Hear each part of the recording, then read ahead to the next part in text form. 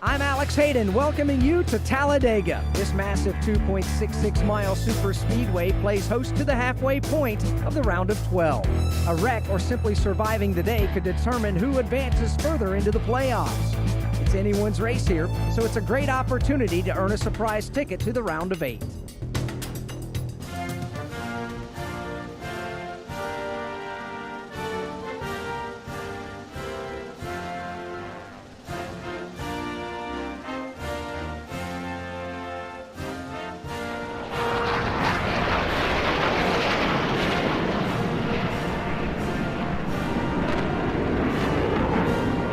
Let's get ready for this 200-mile-an-hour traffic jam at Talladega. Let's go trackside for the command.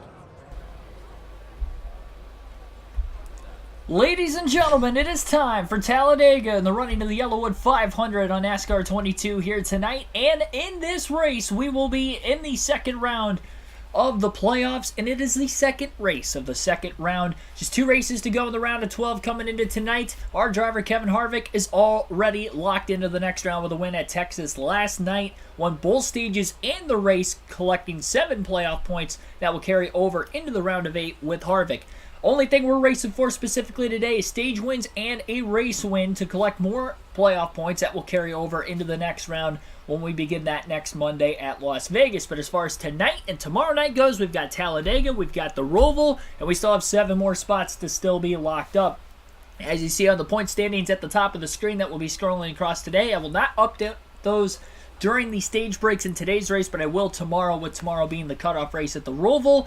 An 11-point difference right now in the cutoff line with Kyle Busch, the last driver in after a great start to the day yesterday, but did not get a good finish outside the top 10 despite collecting stage points in both stages. That did help him to at least be above the cutoff line on drivers who did not get stage points and finished outside the top 10, which pretty much the only drivers who finished outside the top 10 yesterday were the 4 that are below the cutoff line. So fitting. That is also why there's such a big gap, it seems like, between the playoff drivers this round compared to what it was last round. So be sure to hit the like button, subscribe for more daily NASCAR content. We're going to get into tonight's race, and let's go through the starting lineup, at least at the top portion of the field first. Kevin Harvick will be on the pole for his 3rd Super Speedway race of the season, trying to go for his first Super Speedway win at Talladega. He did have 1 win in Atlanta this year, coming off a finish outside the top 10 in the first day of race. Martin Truex Jr. trying to lock himself into the next round of the playoffs with a win today. It would be his first on a super speedway in his career if he's able to do so. He starts outside of the front row. Christopher Bell and Kyle Larson will line up in row 2. Larson eliminated from the playoffs. Scored a lot of stage points yesterday, though. Unfortunately, did not get a good finish. DNF coming into the final stops of the day with about 42 to go. Christopher Bell will start inside of row 2, though. He is in the playoffs. Same thing as Truex, trying to go for a win to lock himself in the next round. He has 50 points to the good. He has the most points of any playoff driver that is not locked into the next round. Daniel Suarez and Kurt Busch, couple non-playoff drivers, will line up in row number 3. Row 4 will have Denny Hamlin and William Byron. Byron also fairly comfortable above the cutoff line coming into the day, but nothing is easy here at Talladega. He's going to have to fight for it today. Tyler Reddick and Bubba Wallace will round out the top 10 in row number 5. Reddick well below the cutoff line right now, 27 points down, but starting in the top 10. We'll see if he can keep that track position early. He did score stage points at Texas yesterday, but ended up spinning middle of stage 2 and DNF from that. Could not obviously get any more points the rest of the race after that, outside of just 1 point for his finishing position in 39th. And Bubba Wallace won the playoff race at Talladega in real life last year. Does have 2 wins this season. And remember, they one of which was the Daytona 500 at the very beginning of the season. And that, obviously, being a super speedway race, should play well for him. The last super speedway winner was Kyle Larson in the regular season finale at Daytona. He's trying to go for his 2nd win of the season today, despite not being in the playoffs. We have not had a non-playoff driver win a playoff race yet. And every round we have had a different winner to lock themselves into the next round. We'll see if that trend will continue today as well.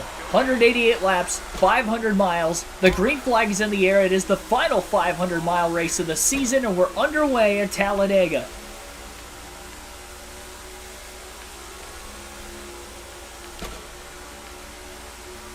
Martin Truex Jr. with a good launch on the start. Easily going to pull in front of the 4 of Kevin Harvick. Harvick checking the throttle just a little bit. Doesn't want to bump draft. We don't have stability help on today. Now he'll go to the outside of the racetrack into turns 3 and 4. And he's got the 5 of Larson, the defending Super Speedway winner, with him on the outside, giving Harvick the push. He wants to lead the opening lap. Slides to the bottom, clear of Martin Truex Jr. And no rear view mirror is going to make this very, very difficult, but we will do our best. Larson already to the outside. He wants to lead the opening lap. A push from Kurt Busch in the 45, dead even in the tri-oval. And Larson will lead lap 1 after starting in 4th. Harvick will be second at the line after qualifying on the pole. Kurt Busch to his outside. Larson clear on the bottom, and Byron to push the 4 of Harvick.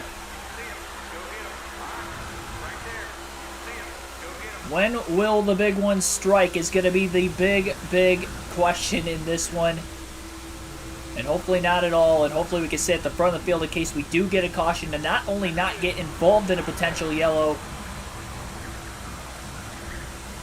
Harvick is going to be clear. Same spot he passed Truex back straight away and cleared him to the bottom into turns 3 and 4. First chance he got. See if Harvick can lead to the line this time by. Larson backing up on that bottom lane. Truex trying to lead the top. Chastain up to 3rd. Actually, it's Daniel Suarez up to 3rd. Seth Thomas, Davion West, Sandman, Rick, and others, thanks for tuning in. I said the first down in the chat.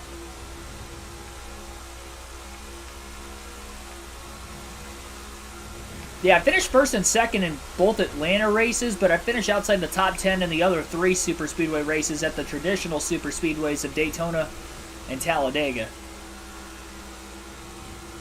Just ran our fastest lap of the first, well, obviously it would have been because we've only ran 2 laps. 2 different leaders already, Larson and Harvick. And it looks like Larson and Harvick are kind of getting ahead of everybody else right now as Daniel Suarez, Ryan Blaney side by side for 3rd on back. And no stability helps, so I don't even trust myself, honestly, trying to bump draft. Even on the straightaways. 51-1-2-3 that last lap. Daniel Suarez is in 3rd. I saw Ryan Blaney peek his way back to the bottom behind the 99 in the middle of the tri-oval. He's going to try to push him and get him up to the 5 of Kyle Larson. Single file for about the top 5 or 6 cars, and they're still 2 and 3 wide further back in the pack behind them. Larson has a run, going to go to the outside. Harvick not going to block it. See if Suarez goes with the 5 or is he going to go with the 4? He's going to go with the 4. He's going to hang Larson out to dry. Blaney went up and then back down behind the 99. Saw that he had a bigger run, and Larson's starting to go backwards now as a result. Almirola out of nowhere up inside the top 5. He scored stage points in both stages yesterday at Texas, but ended up also DNFing, much like Larson on those final pit stops in the final 42 laps. Could have had a shot at the win, instead ended up finishing well outside the top 25, outside the top 30 in fact, and only scored a few points for his actual race finish, so that is why he is below the cutoff line, currently sitting 10th in the point standings into today's race. Coil Prod, thanks for tuning in.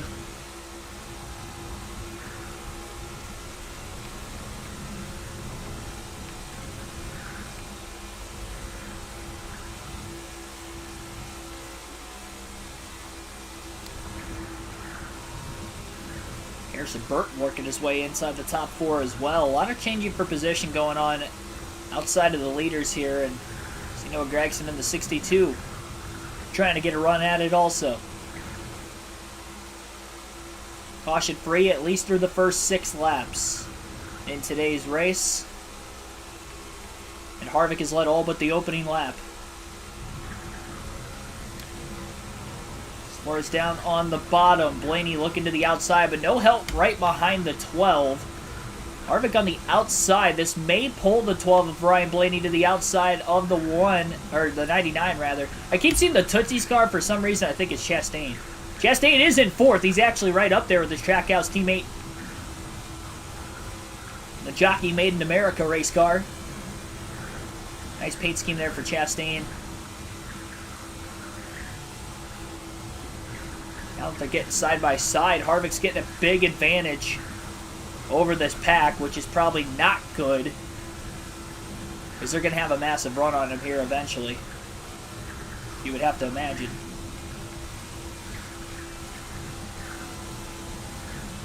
I'm not even dragging the brakes. I don't want to risk wrecking any way, shape, or form. I don't trust this game. Larson giving Suarez a big push. Should get him by the 1 of Chastain eventually. It's going to give him a big run to the 4 of Kevin Harvick eventually. It'll be interesting if the 99 makes a move with that run and if Larson goes with him. Off the exit of turn 4, Suarez is going for it, but Larson maybe, I mean, he did go with him, but it was a little late. He didn't time it out perfect. This 4-car, Kevin Harvick, strong for a reason. He qualified on the pole, so you'd have to imagine in clean air at the front of the field, he's going to be pretty quick.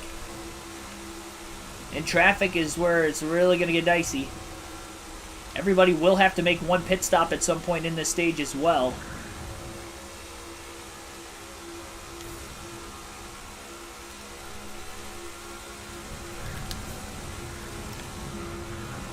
Larson trying to make a move.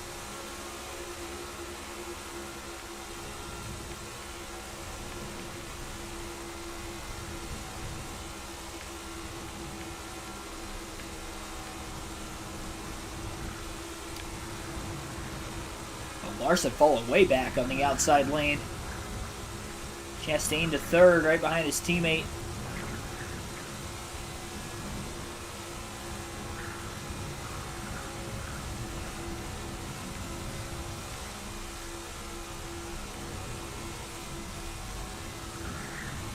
Patient race so far for Kevin Harvick. Simply racing for stage wins and race wins today. So leading in the early going is pretty good.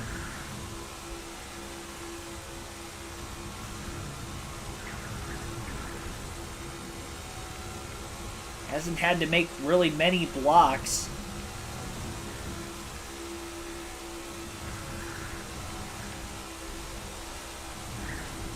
I mean, the 19 got around him off the start, and then same thing with the 5 of Larson. Harvick picked them off one at a time, and nobody's gotten back alongside of him even since. Tried a side draft. They work together well enough. It seems like the second place car can get a run on Harvick, but when they pull up, they're not getting that immediate help, and they're not able to freight train around. That's how Larson was able to make a pass on Harvick after they were already up to speed to lead that opening lap. You can see that second pack really starting to lag behind a little bit. It's going to be interesting how spread apart the field may get during pit stops as well. Harvick going to be using a lot of fuel with no drafting help right now, so that could be a little concerning.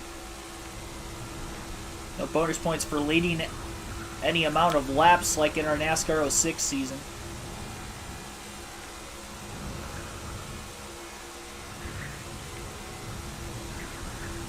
We're going to alternate through the different camera angles in the early going of today's race in stage number 1.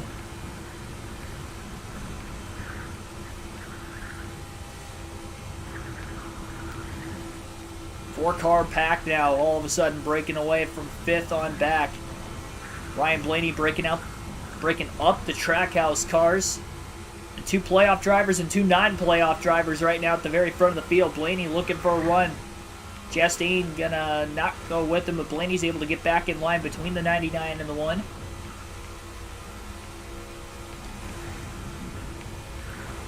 Suarez going for it, now backing up right off the exit of turn 4. And Blaney's going to be the one to move high. Chastain to the inside of the 12. Got a 2018 Fall Talladega 4-car breakaway right now at the front of the field.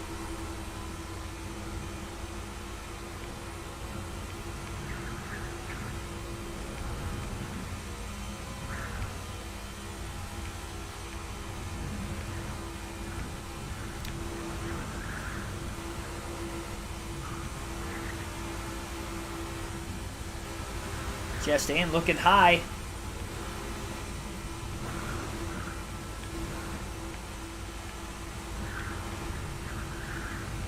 Harvick was up there on the back straightaway trying to keep him behind him.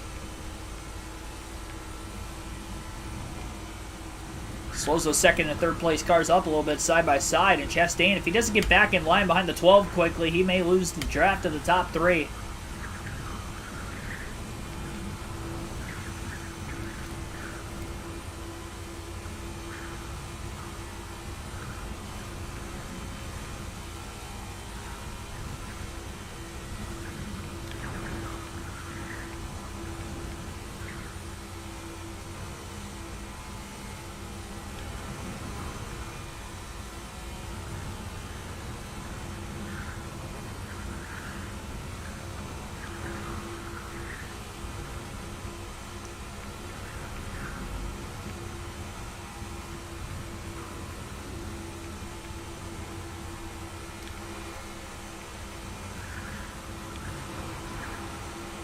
That second group is slowly starting to catch up to the leaders, I've noticed.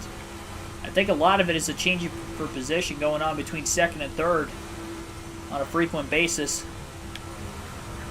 Ryan Blaney up to second. Does he have anything for Kevin Harvick? He'll look to the outside into turn 1. Chastain just going to go low.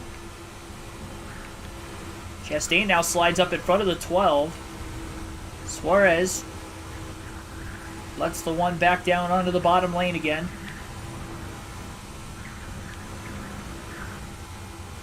Harvick kind of trying to break the draft a little bit on the back straightaway. Here comes the run by the 1. Trying to manipulate the draft as best as we can.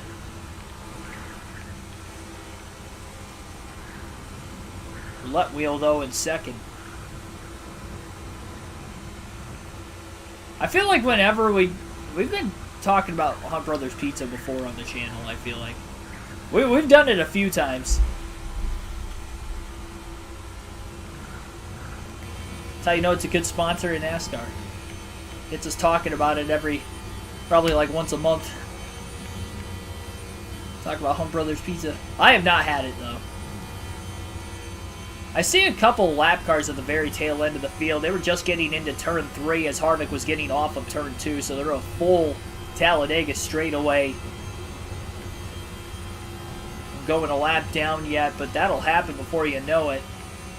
Brad Keselowski and Todd Gilliland are those 2 cars that lost the big pack at the very beginning.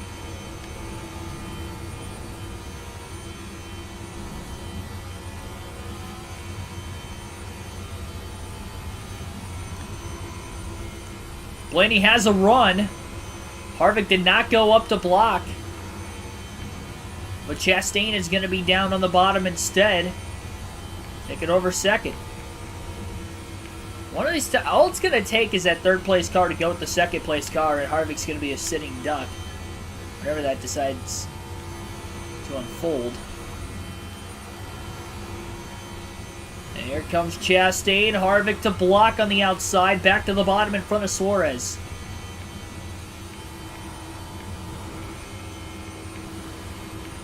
I think that's Almirola leading that 3-car group back there. I can't tell who's all with him. I know Larson's one of the cars with him. Can't tell who the car is in the middle. Robbie Dixon, thanks for tuning in. I'd like to see Blaney win the Daytona 500 this year, too. As a Ryan Blaney fan.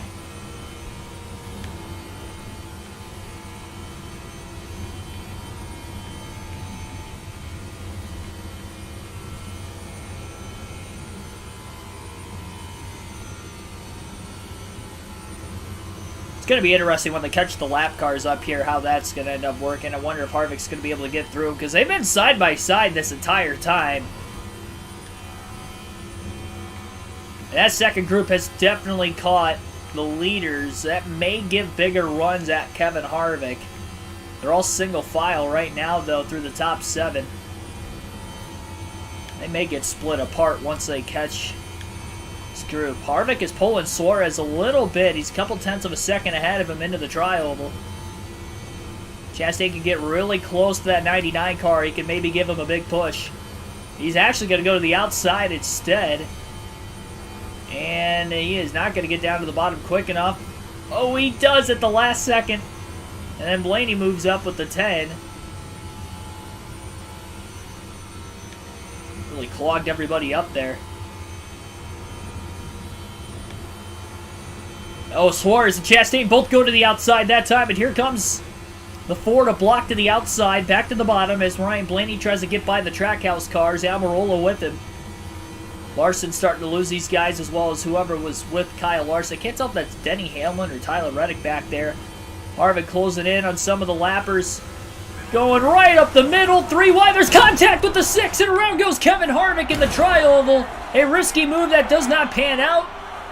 And we're going to get a caution, but I think the leaders crossed the start-finish line before the yellow flag came out, which is going to put Harvick a lap down. That just did not work. I didn't want to lift, and that was just...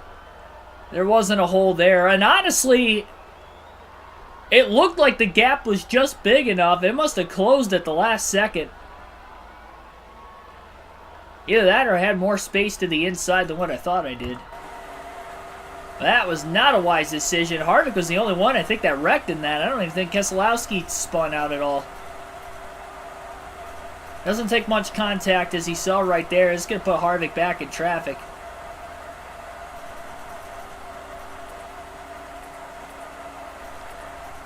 You cannot pit for fuel or tires, bringing out the caution. It's going to be at the tail end of the field. A couple cars going to be a lap down, but either a couple cars are going to be a lap down or a couple cars are going to be 2 laps down, and the entire field's going to be pretty much 1 lap down. It's tough to tell for sure. There's a little bit of damage on the 4. I'm surprised there isn't more than what he probably has. Most of the damage actually on the rear of the race car. That... Oh man, that's going to affect it. You'd have to imagine that spin not going to help the tires either. Green flag back in the air. Maybe just outside the pit window to still make it to the end of the stage anyway.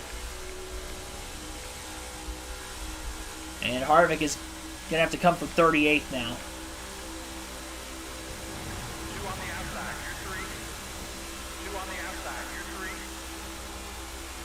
They have to expect maybe a checkup.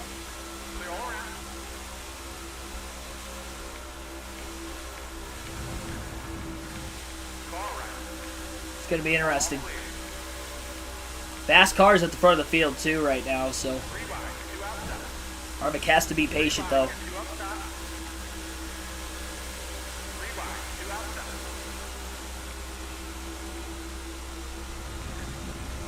Landon, thanks for tuning in.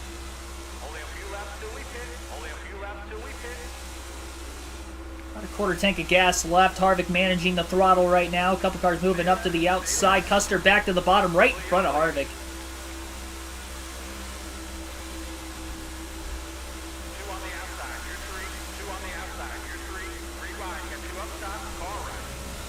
Yeah, something moving back and forth so drastically. Feel the car getting really light when I do that.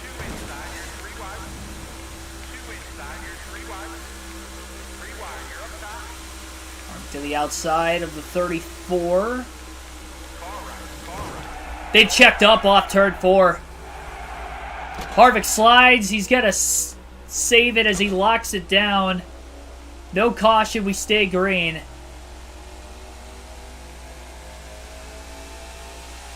They checked up off turn 4, and that caused Kevin Harvick to run into the left rear corner panel of Michael McDowell's race car, which in return had him spin out. Good save by the 4. Jeez. Kept it from sliding into the inside wall, but now he's got no drafting help. Everybody missed him, too. You have to imagine that damage on the left rear corner panel of the race car is not helping his car whatsoever right now. Has to be playing very, very loose as a result.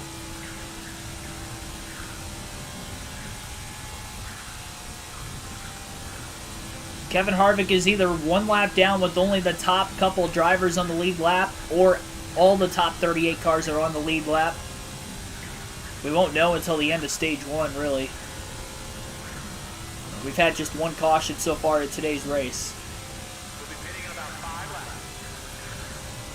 Everything was fine until we got to lap traffic, and all heck broke loose after that. That was all my own doing, though. That's the sad part. Should have just lifted. I just didn't want to lose the lead.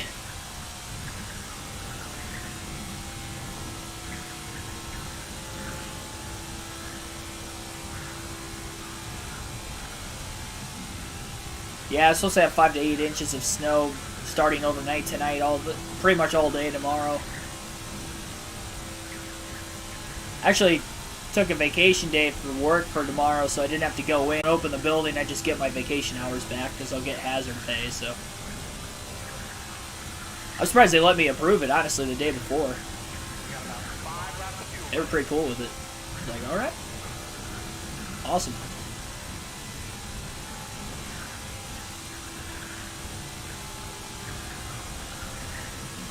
Michael McDowell actually did fall back to 37th with the contact, but he obviously didn't spin like Harvick did.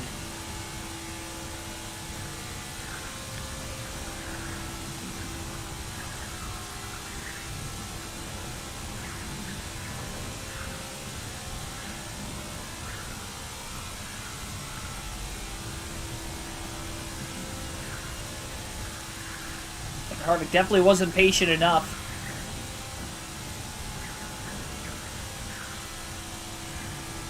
Split the stage in half to go 30 and 30 if you really want to, if you're Kevin Harvick. Very good chance that will be the case.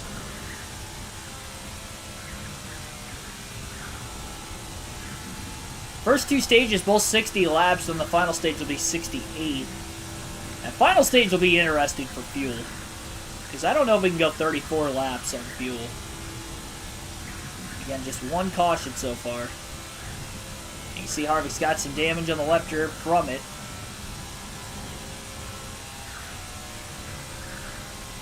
Not going to be able to pull that fender out the rest of the day. That damage is going to be there. It's got to be like a parachute on that left rear corner panel too. Adding a lot of drag to the race car.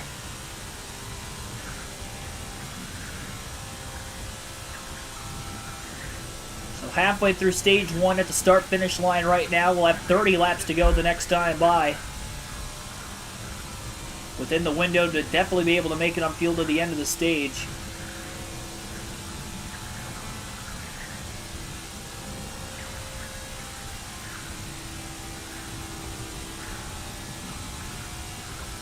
Well, the good news, Kevin Harvick won at Texas last night. He's already locked into the next round.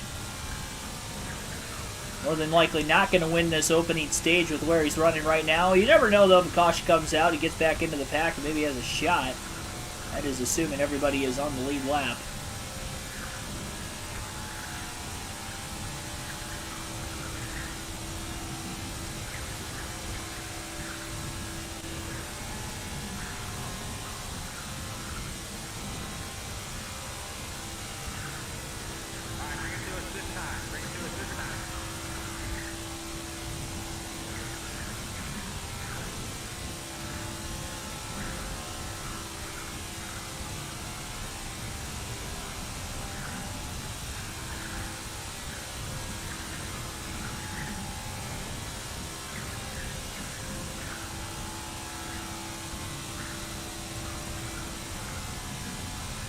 I don't like the wind effects in this game.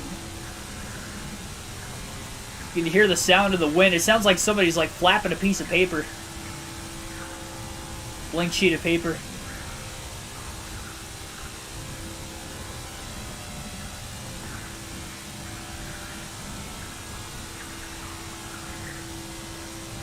I don't know how much you guys can maybe hear it or not hear it. See the speed in the draft. Even when Harvick was leading, his fastest lap was a 51.123. Up until that first caution, he led all but the first lap of the race. He is definitely getting down there on fuel. He hasn't had as much drafting help so far in this stage compared to a lot of other drivers, so he may have to pit just before everybody else anyway.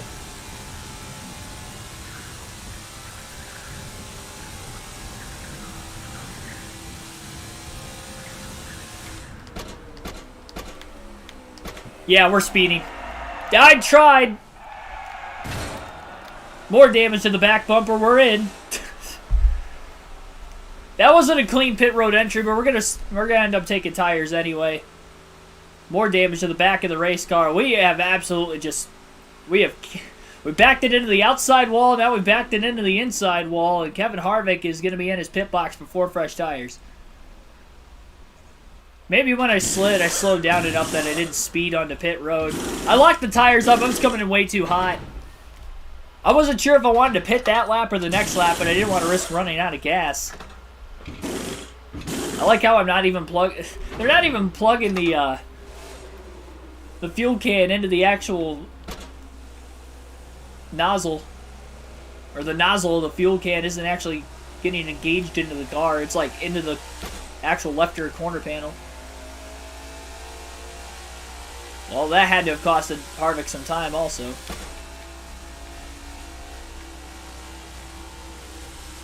Oh, what the heck?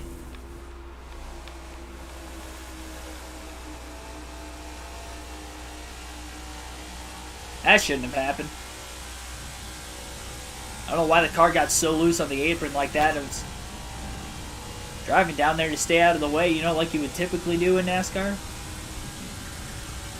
So I don't have to LePage anybody.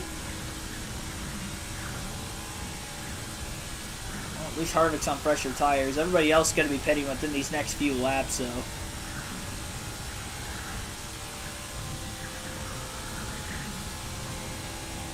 Got a few cars on pit road right now.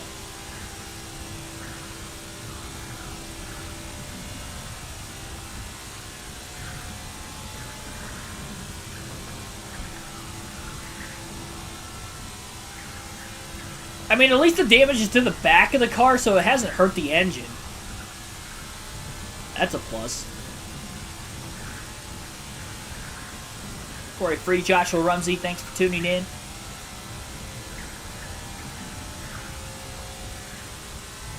19 likes on the stream. Appreciate everybody hitting that like button. Be sure to do so if you haven't already. Just past halfway through stage 1. Our Yellowwood 500 at Talladega here on NASCAR 22. Cars on that outside lane, a lot down low on the bottom there, trying to stay out of the way of the cars pitting. And need this to stay green. Kevin Harvick is closing in on these guys. Tires matter for some reason at these super speedways. So pitting a lap or two before everybody else may help Harvick. Nice little run. Greg Biffle, Denny Hamlin holding each other up there. Harvick splits up the gap between AJ Allmendinger and Joey Logano.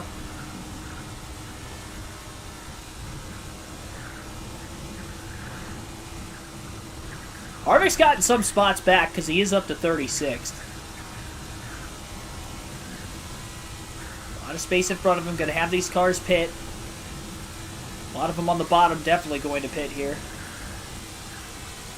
Eric Jones from the middle lane trying to pit side by side as they're trying to get onto pit road.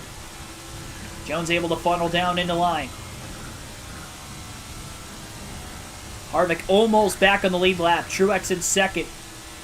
Logano in third, stayed out behind him. Whoever the race leader is out on the track still as well. Harvick around the outside of Truex and the 62 of Brendan Gaughan. Or Noah Gragson, rather.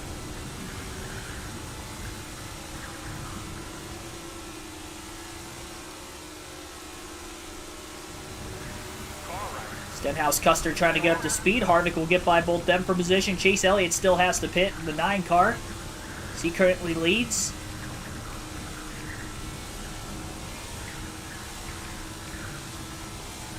And Elliott into the pits this time. Got one car spinning on pit road. He was off somebody out in the grass, then they were spinning back towards the pit lane. No caution as they're far enough off the track, I guess. The car's still coming out of the pits. I think Harvick's going to cycle inside the top 20. I'd like to have some drafting help, though. That's the problem. We're single file right now.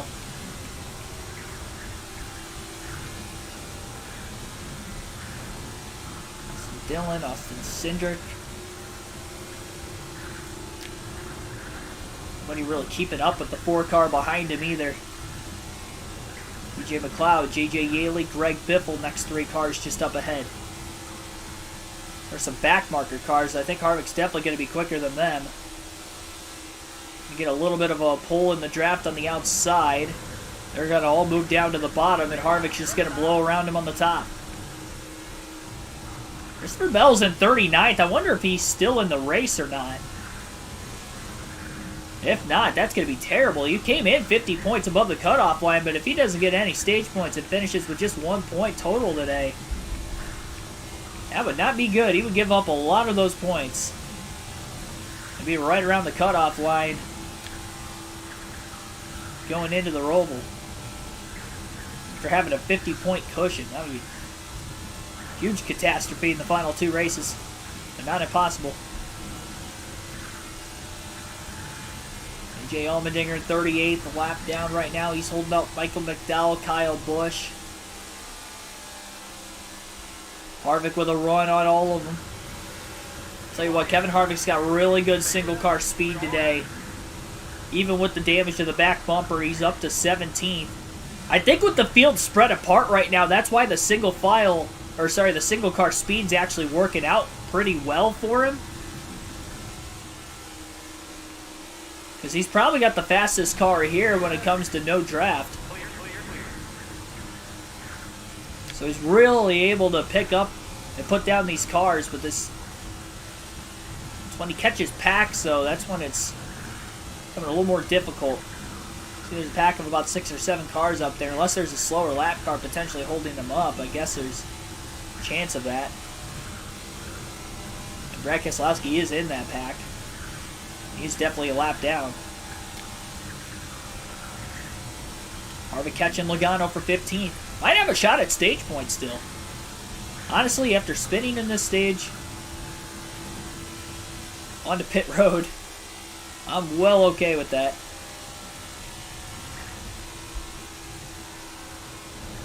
Harvick drafted off the 22 of Logano. Logano's got some damage to the front of his car. Can't be good. Harvick definitely seems to be catching up to this next pack. Wade, thanks for tuning in.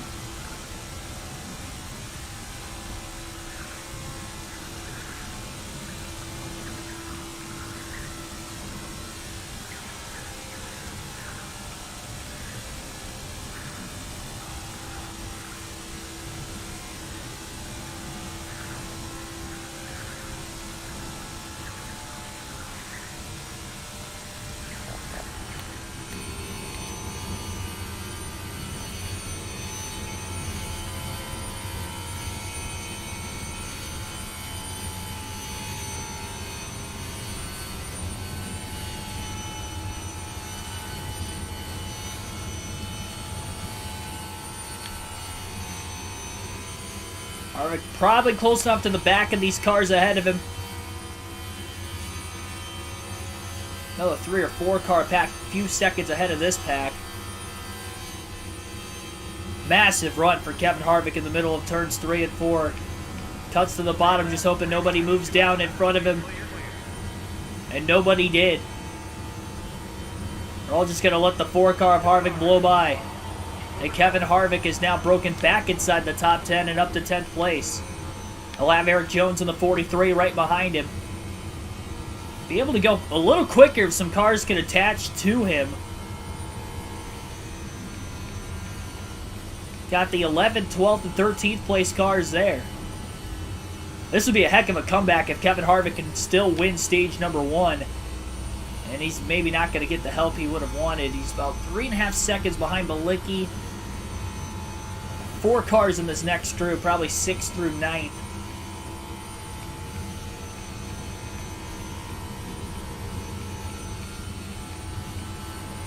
I feel like Bill Elliott in the 80s out here.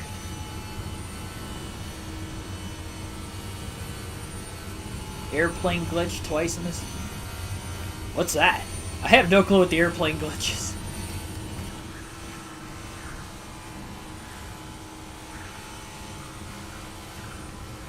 I'm a second a lap quicker than these next 4 cars. Up on that outside lane. They're closing in on a single car as well. Might be the 5th place car.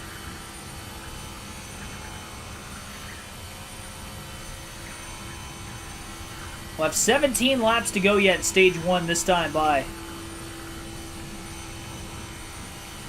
You know, no matter what here, Harvick will pit during the stage break, just in case anybody else does as well. It's still possible that the top couple cars are a lap ahead of the rest of the field, virtue of when that first and only caution of the race so far has come out. Not sure if they crossed the start-finish line or not. Harvick was in the middle of the tri-oval when the yellow flag waved. Not sure what position we were in when the caution came out and how many of the leaders could have potentially gotten past the start-finish line. I was hoping for the yellow right away when the spin happened, but it took a while before the caution actually came out.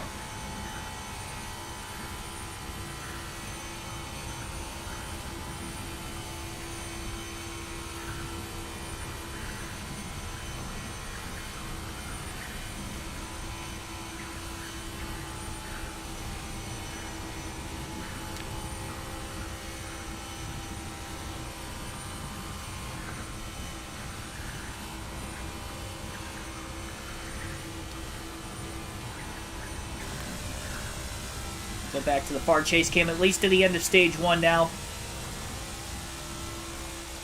Harvick trying to catch whatever draft he can in the middle of turns 1 and 2 off the back of the 77 of Bilicki, who's slowly losing the 4 cars ahead of him. I think Chase Elliott's starting to lead this group. Just made them just a little bit quicker. Harvick with a big run on Bilicki. He'll clear him to pass for 9th.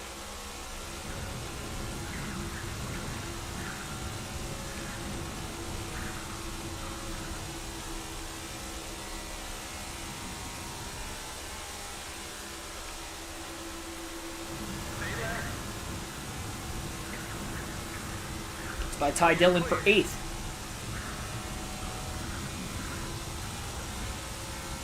Yeah, Elliott definitely leading these cars up here. Chris Buescher, Harrison Burton just behind him.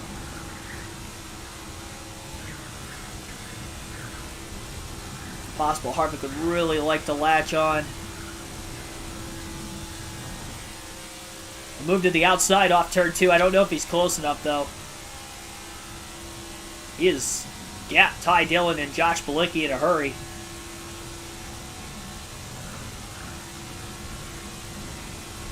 Now the 17 and the 9 maybe bump drafting in the middle of 3 and 4. They're starting to gap the 21 just a little bit. About a second ahead of Kevin Harvick. It's not much.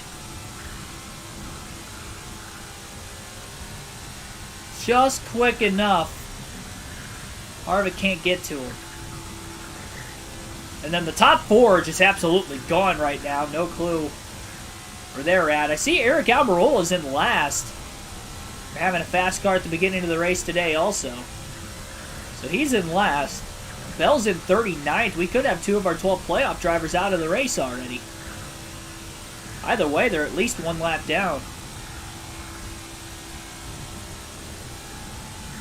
Now, you keep asking me if I'm going to wear my Blaney stuff for the Rumble this weekend.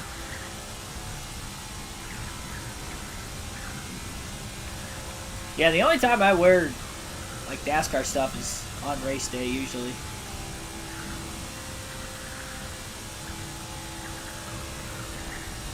Like I'll wear random sports stuff, you know, time to time. I usually don't wear it out in public though. Usually like if I'm inside all day or something, when you'll see me pull out like some of my Red Wings jerseys or something.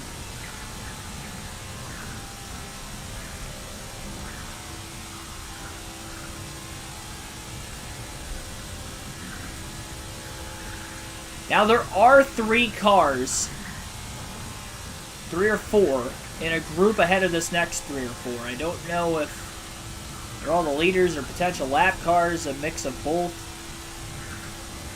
We'll have 12 laps to go this time by at stage 1.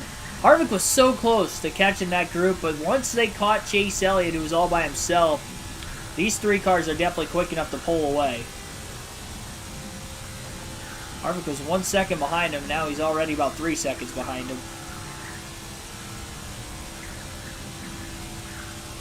Booyah, get Yanks. Thanks for tuning in.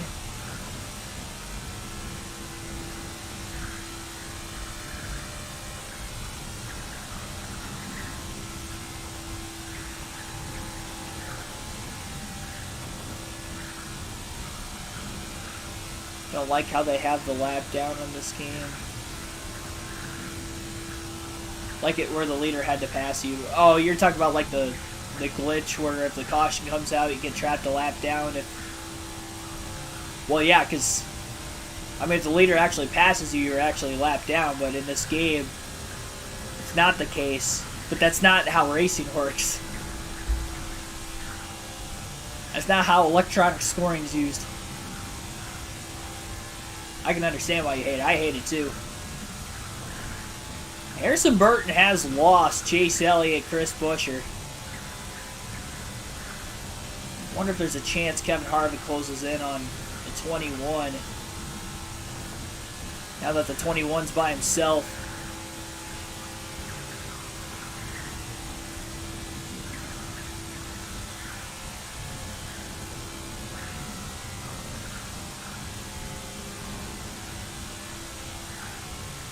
Get that pack bunch back together again. Everything's very spaced apart right now because of the green flag pit stops.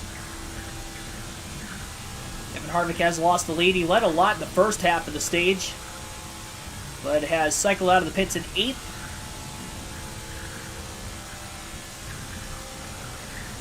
He is catching Burton, though. In a little bit better track position.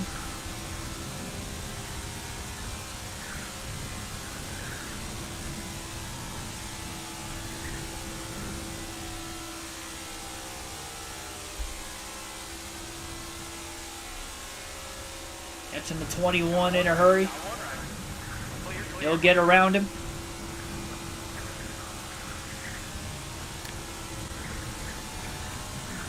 Passed him so quickly that Harrison Burton had no shot.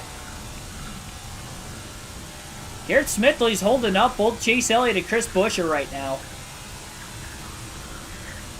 It's allowing Harvick to close the gap on the 9 and the 17 again. They're only 2.5 seconds ahead of him in the middle of the tri-oval. 9 to go, stage number 1. I haven't really looked at Google Maps. See what highway I have to take from Houston to San Antonio. Chase Elliott going to make a pass on Smithley and Buescher. Buescher going down to draft off the 9. Harvick's so close. He's only a second off of him. Elliott might pull the 17 if the 17 can't get by the 15 here soon. Harvick's so close. Elliott would have gotten held up for another corner. I think that was going to be the difference in him being able to catch these guys. He's only 0.8 of a second behind them into the tri-oval.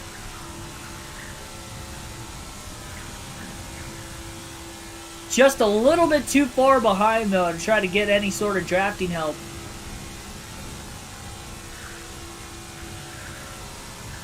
Man, what a shame. So close. Got another 2 cars, though, that they are closing in on also.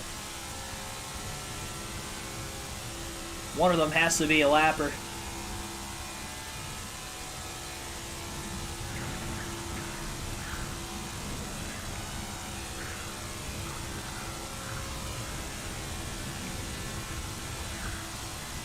Harvick 0.4 of a second behind Buescher. Is he close enough off turn 4 to draft him now?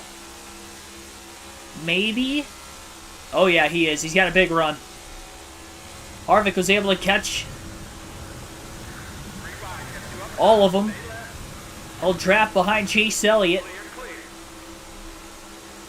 Big run on Elliott. He'll move down to the bottom in the middle of turns 3 and 4. He'll look to make a pass on Daniel Suarez for position. He's getting held up by Justin Haley in 34th. Harvick to P4. With 7 laps to go in stage 1.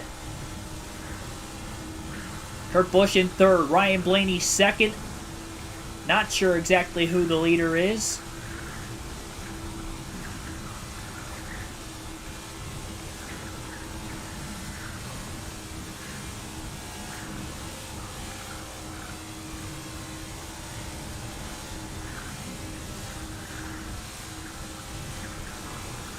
Riley Herbst racing for Rick Ware Racing in the 500.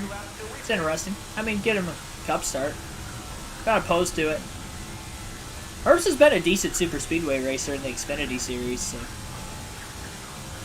I mean, then again, though, he's in a Rick Ware car, so I don't expect him to do anything. Even at the super speedways, those cars do not have speed. They cannot keep up in the pack unless they're kind of in the middle of it. Cars around them. They'll probably start at the tail, and they always have a hard time just trying to keep up with the live fast cars also.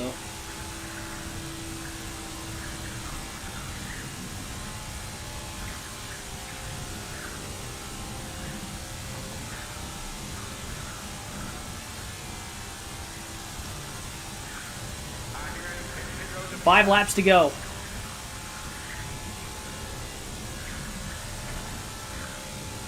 Justin Haley still holding up Daniel Suarez, Chase Elliott. Elliott's got another point in front of him if he can get by the 99, but he's got positions right behind him as well. So chance lap cars can hold up the top three for Harvick to catch them, and they'd have to hope they catch lap cars very soon. Willie Byron, Tyler Reddick, couple playoff drivers also outside the top 30 and 32nd, 33rd that are a lap down.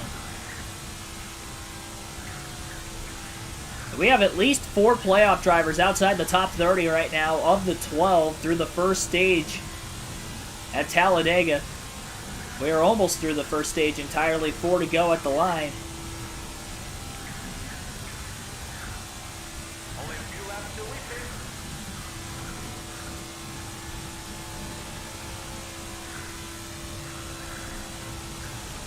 There's a chance we stay. You know what? I'm going to. Oh, man, I don't. Yeah, I'm going to stay out of the pits.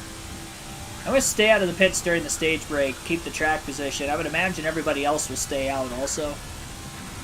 Still have about a quarter tank of gas left. Everybody's going to pit twice in the second stage. We'll stay on the same strategy for right now.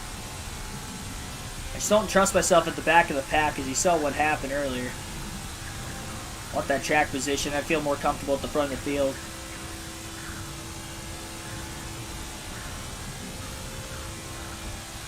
Yeah, Reddick, who is already well below the cutoff line, definitely in a must-win situation with where he's at right now, assuming he doesn't come back today.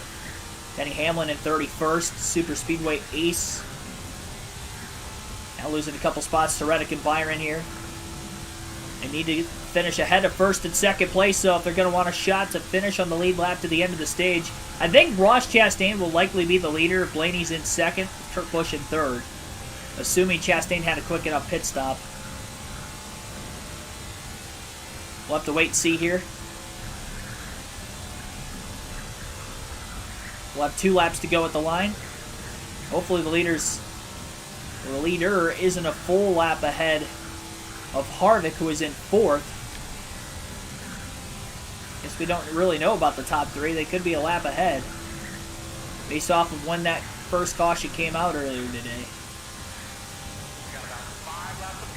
We'll know when we cross the start-finish line next time by if that's going to be the end of the stage or not. And if it is, then we're going to be a lap down.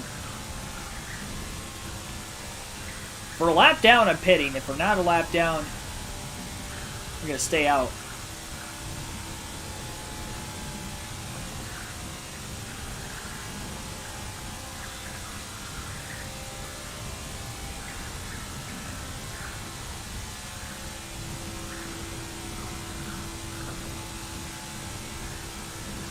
I mean, I've been to, like, major cities before, right? I don't think anything that I've ever been to, at least to this point, compares to Los Angeles and just the surrounding cities around that. It's just, I mean, they're all the suburbs, it's just city, city, city. Driving on the highway even at, 50 miles an hour for a little bit. Oh, jeez. With the apron getting into turn 1 there. We're good, we're good. Burn that left rear tire off the car a little more, that's all. Well ahead of 5th place rather still. Elliott finally gets around Daniel Suarez for that 5th place position on the final lap of the stage. Kevin Harvick in the number 4 will bring it home 4th at the end of stage 1 after qualifying on the pole. sure exactly how many cars are going to be on the lead lap here. But still over half the field is definitely going to be on the lead lap at the end of this opening stage today.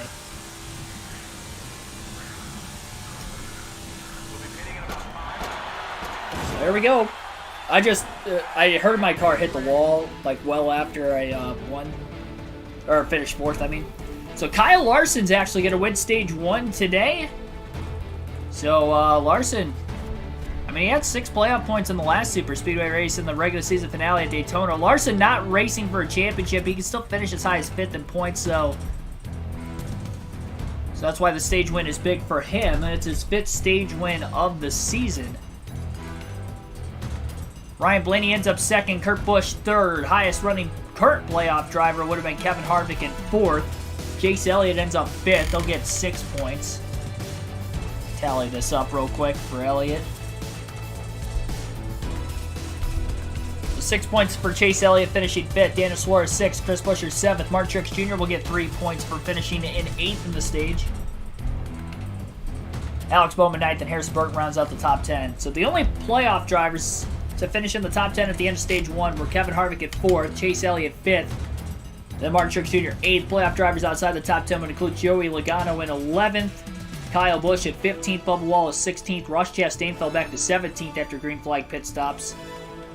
Austin Cindric 24th. I think he'll be on the lead lap. And then there's a good chance that Byron on back is a lap down. Byron 31st, Tyler Reddick 32nd in the playoffs. Christopher Bell, I believe, out of the race in 39th, and Almirola potentially out of the race in last as well. So tough break for those 4 playoff drivers, but especially for Bell and Almirola, who are out. Almirola already came into this race below the cutoff line. We'll stay out of the pits. We'll get to the restart here and begin stage 2 at Talladega. Yep, that's nice. Well, I mean, at least there's no real damage on the car, so that's good. Outside of the damage we already have, but that was my fault earlier. Kind of overcooked it going into pits. Green flag back in the air. Inside lane a lot more bunched together than the outside. Chase Elliott immediately moves up in front of the 4, and Harvick had to lift where he got jammed with the 99 behind him. Everybody trying to get to the outside here. And the conga line up here, and they've got a source of speed going on right now.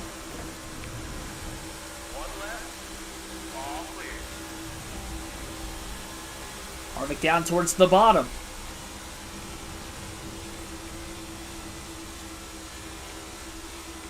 Up to speed at Talladega, side by side for the lead off turn 4. Big run for Kevin Harvick there to the inside of Chase Elliott. Larson going to go down to try to control the lanes. He thinks better of it. They're fanning out big time right now at the very front of the field.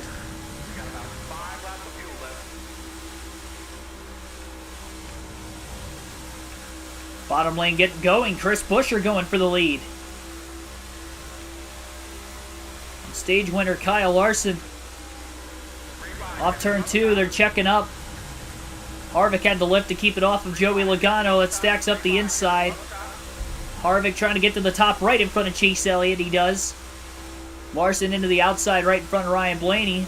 Harvick back to the bottom behind Logano.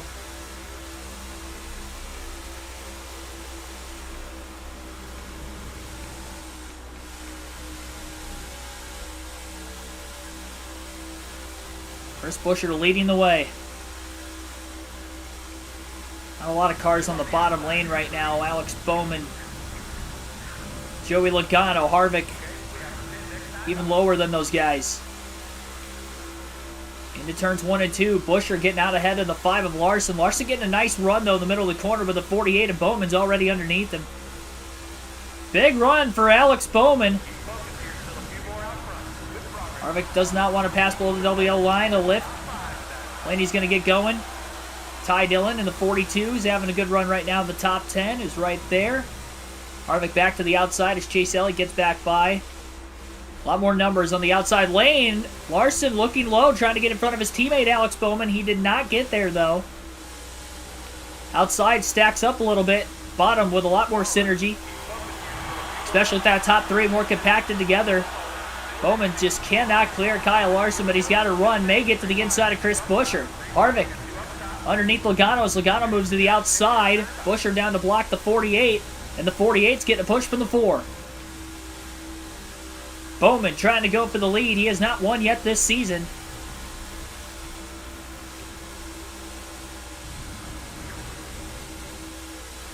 Side by side at the front of the field, 2 by 2 all the way through. A bit of side drafting going on. Back straightaway between the top and bottom lanes. Kyle Busch in the mix now, inside the top 5 after no stage points at stage 1 for him. Alex Bowman to the lead. He'll move up in front of the 17. Harvick to the bottom underneath Alex Bowman after a push from the 18 of Kyle Busch. Harvick pulls clear of Bowman to the outside in the tri-oval. And for the first time since before lap 30, Kevin Harvick in the 4 is back in the lead early in stage 2 at Talladega. We'll be having pit stops here any moment.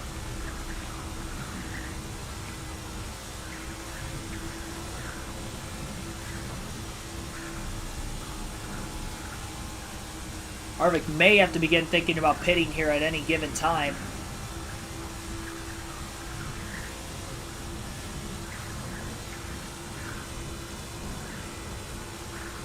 And we will pit this time. I don't want to risk it another lap on fuel. So Kevin Harvick will be on his way into the pits. This time he knows he will pit. 55 miles per hour is the pit road speed limit. He easily does not speed this time. Took it a lot softer onto pit road that time than before. So it looks like we have 30 cars on the lead lap then. So I was right with Byron on back being a lap down at the end of stage 1. No scoring glitches with the caution so far today. Gotta hope that remains the same. 4 tire stop for Kevin Harvick.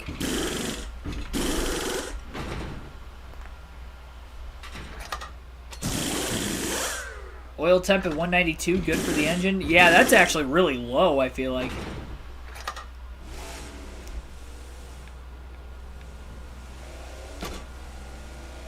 Harvick coming out of the pits. You would think he's going to get up to speed before the leaders get to him. I don't know, though. They are coming.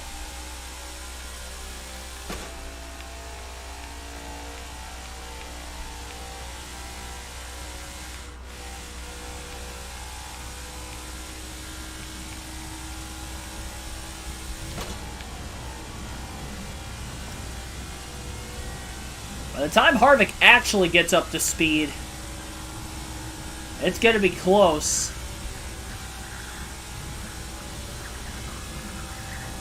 About a second and a half ahead of Alex Bowman, who leads this race with his teammate Kyle Larson right behind him.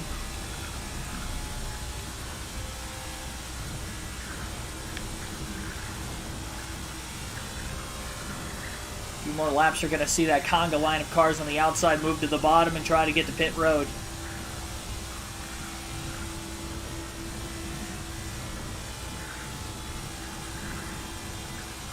Harvick has to hope that there isn't going to be a caution.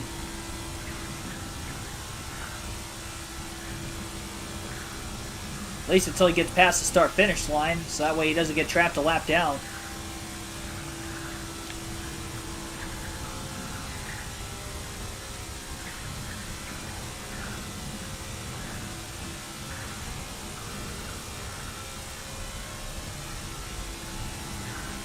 Engine blew up right when he crossed the line. That's wild.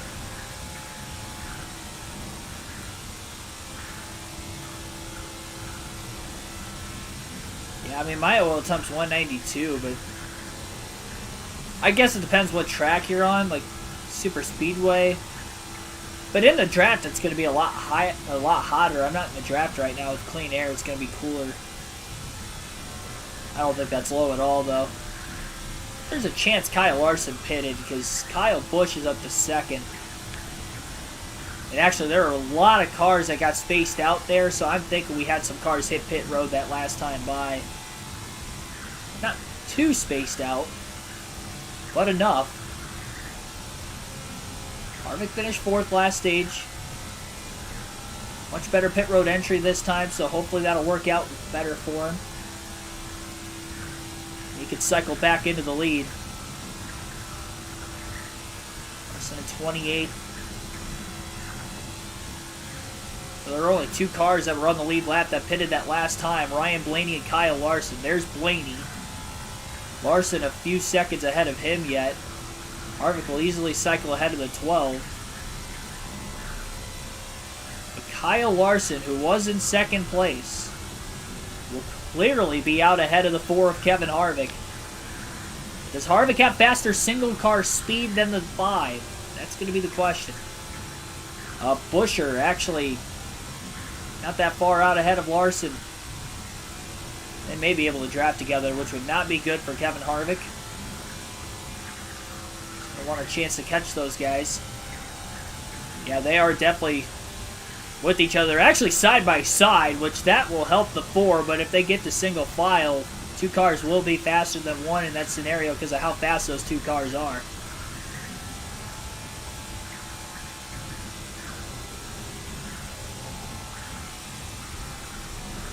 The problem is Harvick pitted by himself. He didn't have anybody else pit with him.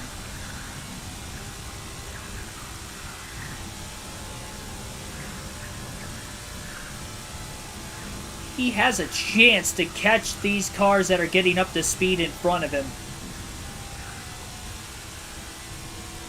before they potentially draft away. It's Ty Dillon and Harrison Burton. They're still getting up to speed right now. Harvick with a big run. Gets to the bottom. He'll be able to clear him as he moves up to the outside. Daniel Suarez will be next.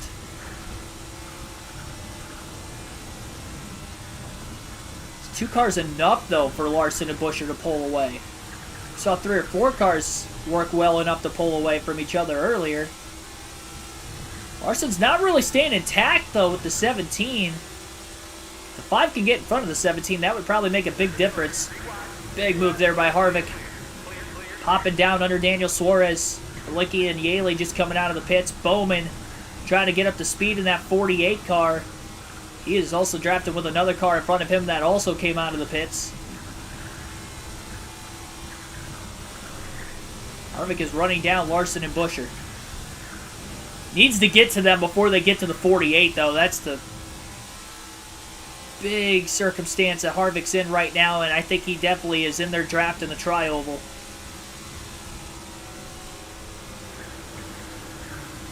Pulling out of line down to the bottom. We'll pass him both into turn 1. Couple cars coming out of the pits down to the bottom of the racetrack as well. Eric Jones in the 43 trying to get up to speed. Harvick with a big run on the 48 and the 45. On the back straightaway. Eric Jones getting up to speed. Stays up high. Harvick will get by him for 9th. It's going to slow up the 45 and the 48. Jones gets up to speed, though. Are those cars going to have enough to get to Harvick?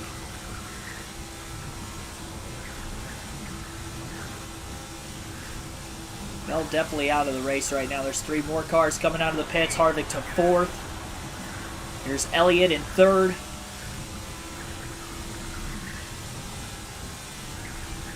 Unaware where the top 2 are. Maybe they still have to pit yet. Evan Stevens, thanks for tuning in.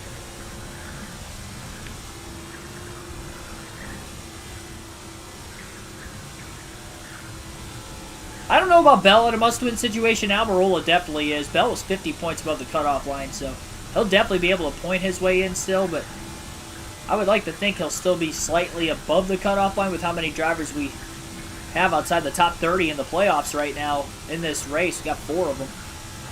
Elliott was the fast car that was able to lead a pack of just a couple cars at a high rated speed away from Kevin Harvick earlier.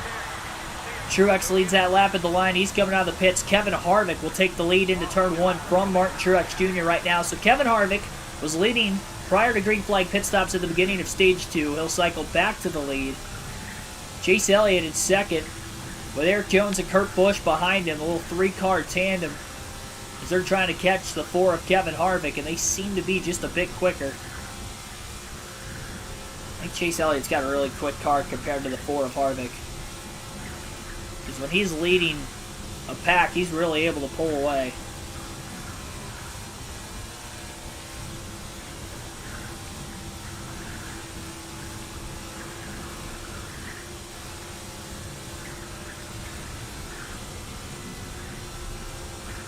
Harvick staying out of the draft for right now with them. He's going to have to make a block. He's going to have to time it out right unless Elliott tries to pull down to the bottom. There's actually 4 cars in that group. Now Harvick moves up right in front of Elliott. Onto the outside lane. Is Elliott going to try to make a pass on the 4? Off turn 2. He's going to go to the bottom. Harvick down to block. Bowman also in this group. Top 5 under a blanket here at Talladega. Harvick trying to protect. Elliott's got an extremely fast race car. It's going to be tough to hold him back. Especially if they keep staying single file behind him.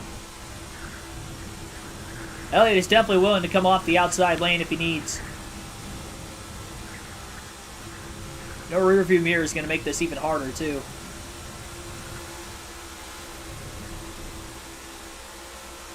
Try to judge this off of sound the best we can.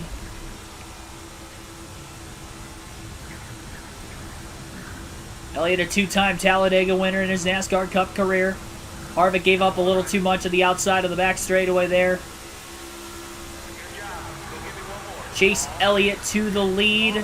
Might have had a chance to drop in line behind him, but Eric Jones quickly filled it up. Harvick slides between Jones and Busch in 3rd.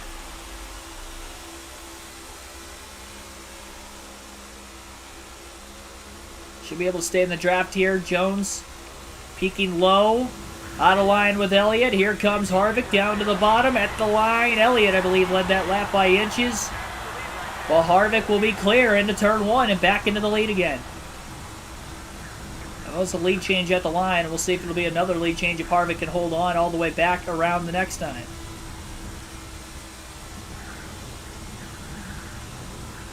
Lap car of A.J. Allmendinger. All by himself.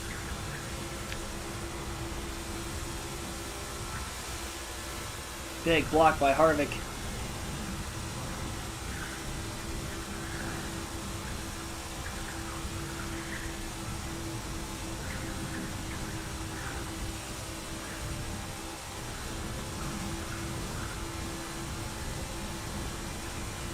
Got to be able to time that perfectly every time. And no chance to time that. Elliott with a lot of speed in the tri-oval. He'll get to the lead. Harvick cuts off Eric Jones this time, though. And has a chance to get back to the inside of the 9 of Elliott. Little bit of a push. Back and forth go maybe the 2 fastest cars in the field today of Kevin Harvick and Chase Elliott. Harvick clear again on the back straight. Earl Arnold Jr., thanks for tuning in.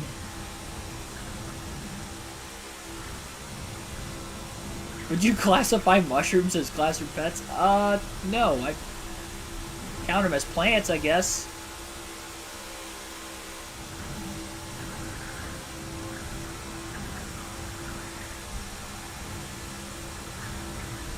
Not as pets. Random question of the night goes to Earl. Harvick leads at the line. It's tough to look at that look back cam without stability help. Car doesn't even like to hold a straight line on the straightaways.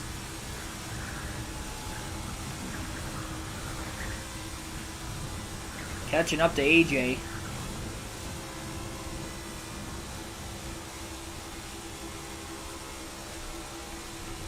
Are we going to have enough of a run on the 16? Will the 9 go with him? Harvick clears Allmendinger. Elliott up high. Eric Jones trying to get by. Elliott with a block on the 43. Down to the bottom in the tri-oval as they try to get by the 16 of A.J. Allmendinger. And they're not able to do so. Elliott might lose the outside now. Oh, they're jamming back there. Big time. Harvick getting away for a little bit. Give him some extra breathing room. You can thank A.J. Allmendinger for that one.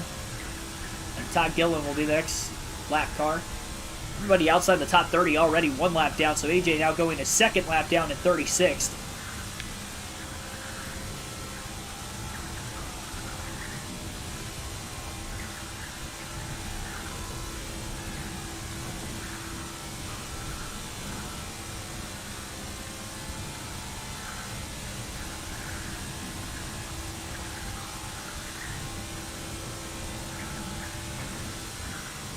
Bowman up to second.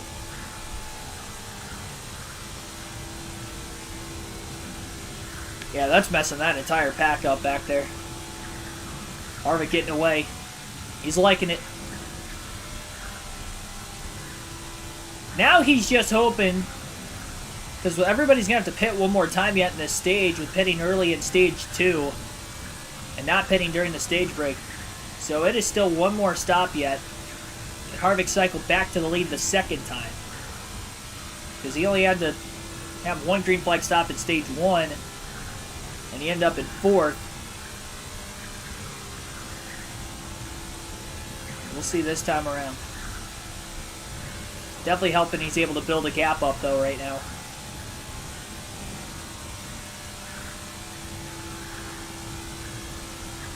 Allmendinger still in front of that pack. Harvick out to a 5-second lead. But Todd Gilliland's probably going to slow him up even more also once they catch the 38. Alternate through the different camera angles one final time in today's race now. About 82 laps in out of 188 today at Talladega. NASCAR 22.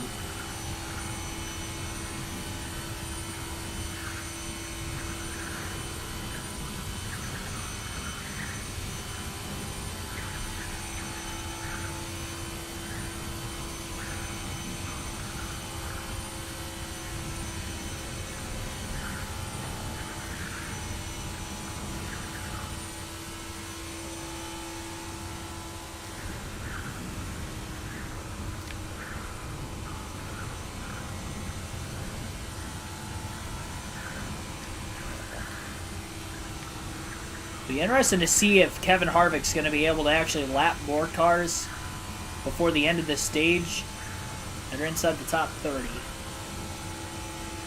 Kyle Busch back to 37th. I think he DNF'd during those last pit stops. Having a good start to stage 2. He was battling for the lead those first few laps. Mayonnaise is not an instrument. No, it is not.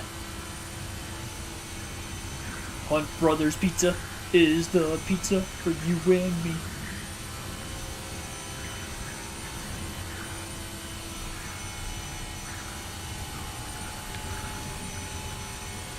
That is kind of along the same lines of mushrooms being a classroom pet.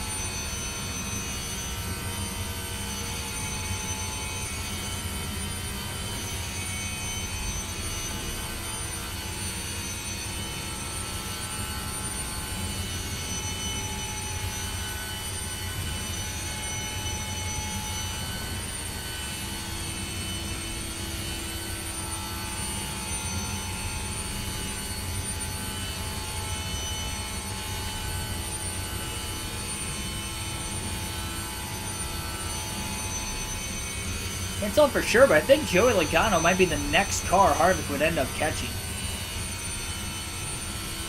Not good for Logano if he wants to finish on the lead lap to the end of the stage, being in the playoffs. 20 points above the cutoff line coming in, but drivers below him in points. Some of them are out, like Almirola and Kyle Busch. Tyler Reddick, well below him. I guess not well below him on the track, but in points. I figure he'd be 36 points ahead of Reddick, so he's at least a couple positions ahead of him.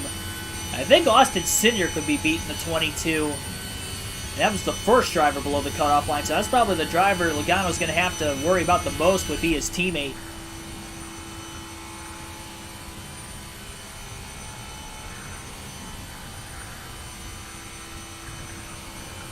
No cautions outside of stage breaks for you. We've had one in this race. It was back in stage 1, about halfway through the first stage.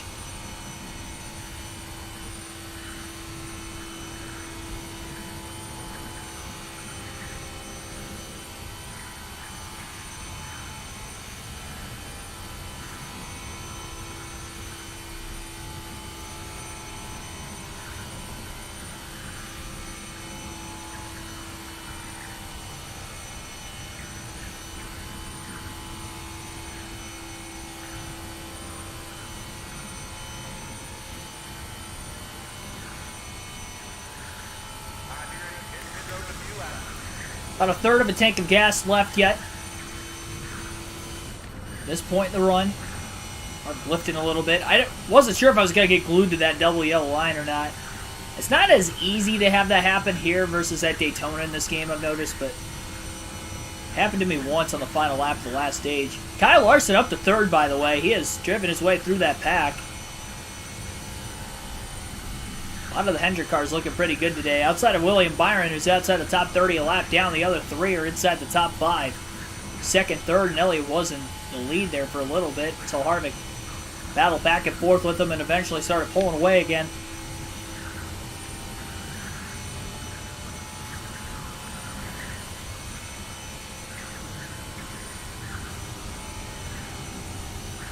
Only a few laps till we finish. Logano's stuck in a 4-car pack. Harvick maybe going to have to be a little bit patient here with them being side by side mostly in front of him.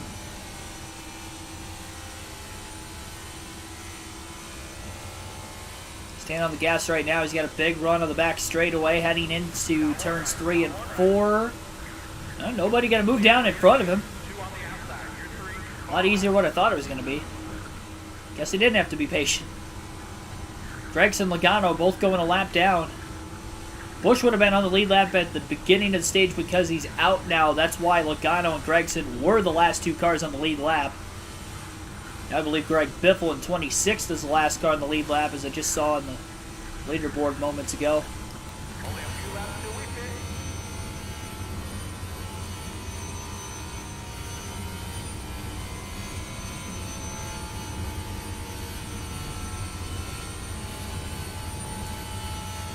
And this is on expert difficulty. Harvick's thankful he's just got good single car speed.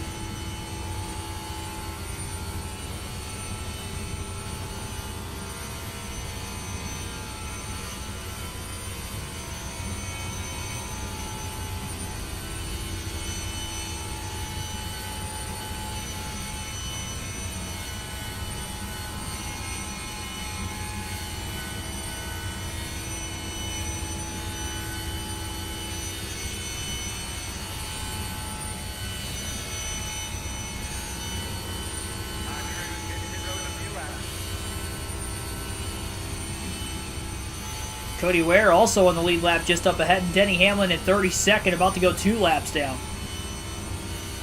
Sandwiched in between the 44 and the 51. Off turn 2, Harvick letting his car go to the outside lane of the back straightaway.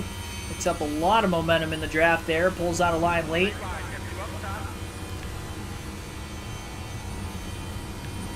Hamlin definitely looking to get around the 51, but the 44 is just not going with him.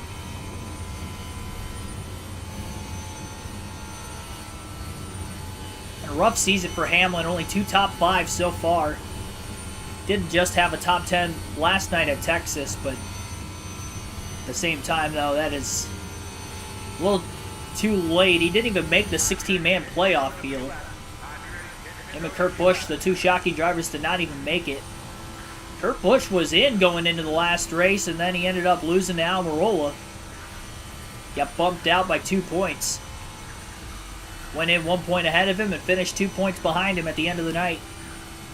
For all the stages, it was a tight battle. Tightest battle we've had on an elimination race so far between the two. That regular season finale, then the round of 16 finale at Bristol was a 5-point separation between Kyle Busch and then the two drivers behind him of Kyle Larson and Ryan Blaney in points. Larson's had a great performance today. If only he could have been in this round, may have a shot to make it into the round of 8. At least had a lot of stage points at Texas yesterday. Wouldn't have had many playoff points with just one win.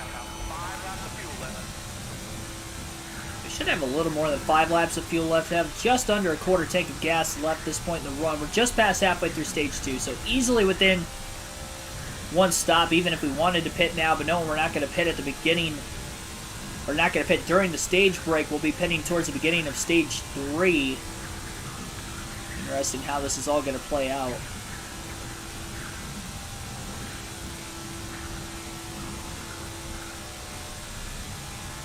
We will be halfway home in 2 laps in today's race as well. We have 25 likes, so we're on pace for 50 likes tonight. Last night we ended up in the mid-30s. I believe we didn't quite get to our goal of 43. Which would have broken what we had the day before on NASCAR 06 at Old Spice Speedway.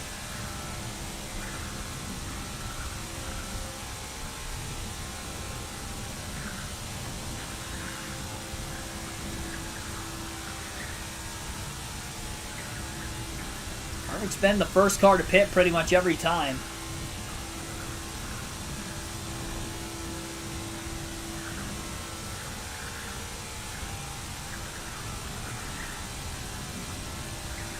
This has definitely been called by Talladega standards, at least so far. We know we're expected to get at least one more caution with the stage break. That'll bunch everybody back together for another restart.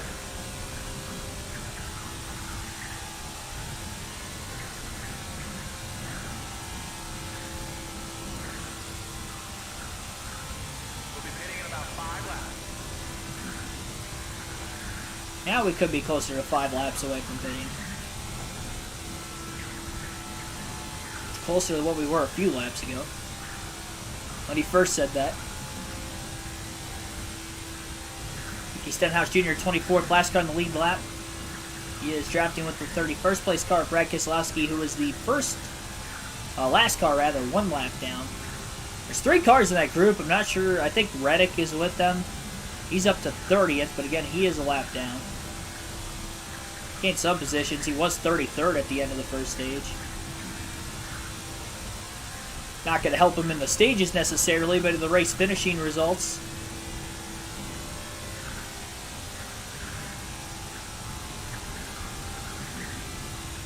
We'll be pitting in about 5 laps. We'll be pitting in about 5 laps. See, he's going to say that every lap, then we're going to get down to like 1 lap before we have to pit, and he's still going to be saying 5 laps.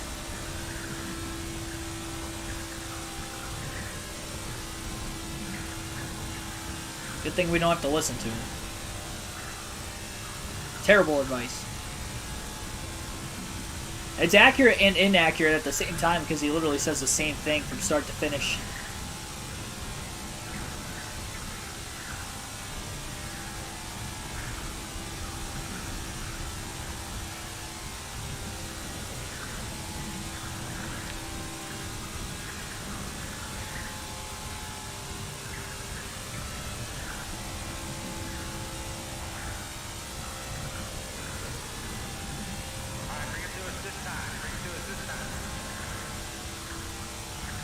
Not going to be pitting this time either.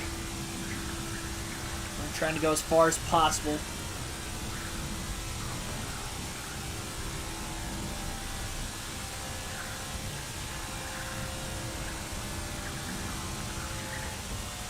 Just in case it boils down into a fuel mileage race at the end. I don't think it will by not pitting during the stage break. If we pit during the stage break, it'd be very close to 1 stop. Might be a couple laps short being able to make it on just 1 stop in the final stage, so that's why we're going to stay out make it 2 stops anyway. Not put ourselves back in traffic and risk getting involved in an accident of some sort trying to fight our way through the field. Play the track position game.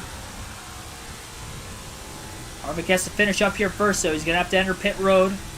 He had problems in stage 1, stage 2 in the first stop, though, not bad at all.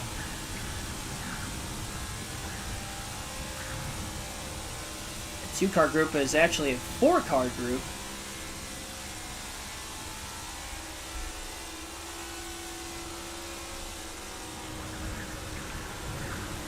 And Harvick will get by all 4 of them. Timmy Hill, the one holding them up in 23rd.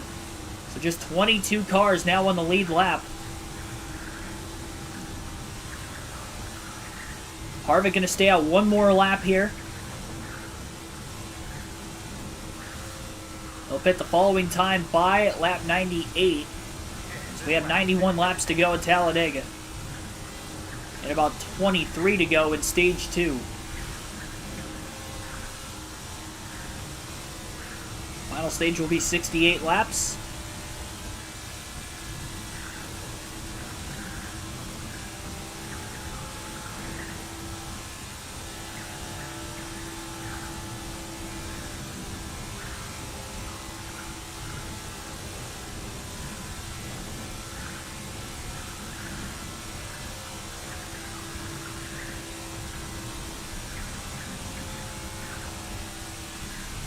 Harvick will be on his way in.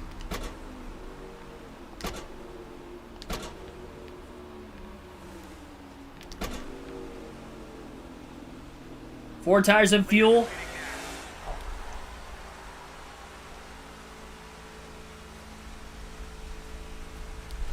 Ran it as far as he possibly could before pitting.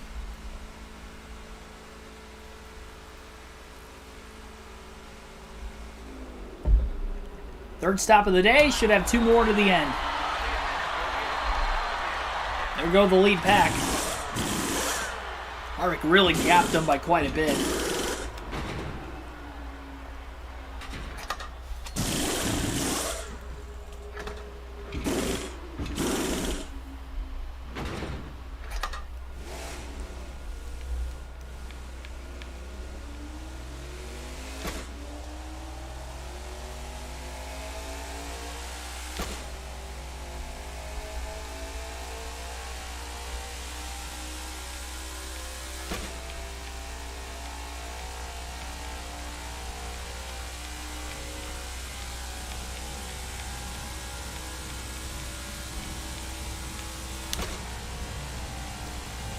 That was probably my best pit road exit so far.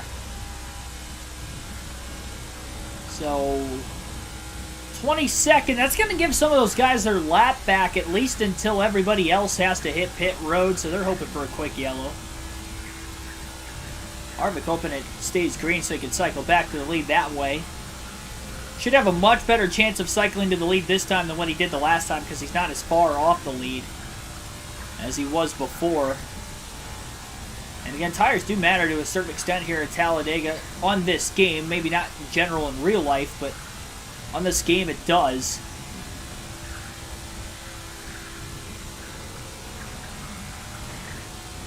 That didn't matter whether it was the NASCAR 21 or the NASCAR 22 season side of things. Kevin Harvick trying to go for 3 wins in a row for the second time this year.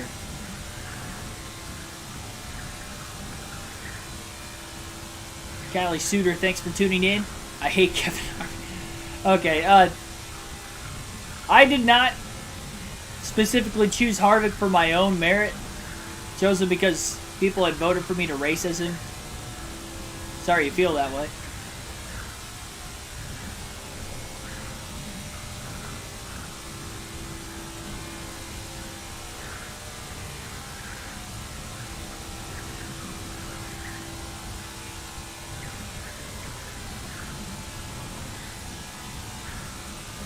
No, you're good.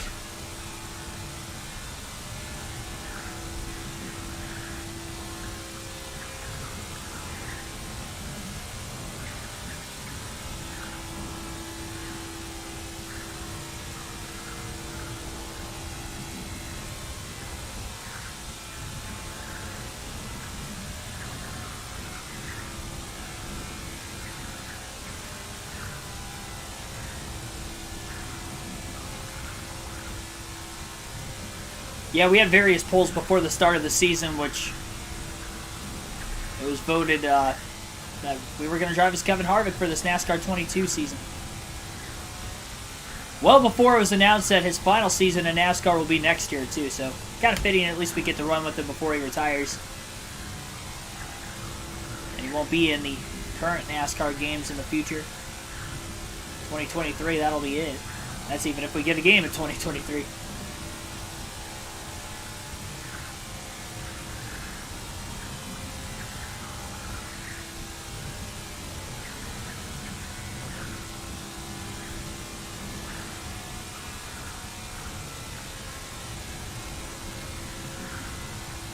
We're waiting on the leaders to pit. Again, 3 cars out of the race that we know of right now, and all 3 are playoff drivers of Kyle Busch, Christopher Bell, and Eric Almirola. Almirola, Bell out before the end of Stage 1. Busch out in Stage 2, but none of the 3 had stage points today. Busch was just outside the top 10 at the end of Stage 1. He's running very well, too. And now Austin Dillon scored 38, so I guess he's out of the race also. He's a non-playoff driver, didn't make the 16-man field. The other 3 are still in it in the round of 12.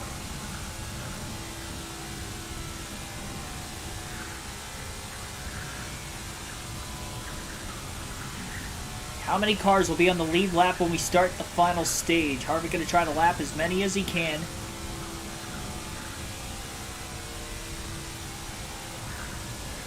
Chase Elliott's going to be the biggest competitor on speed to the 4 of Kevin Harvick today.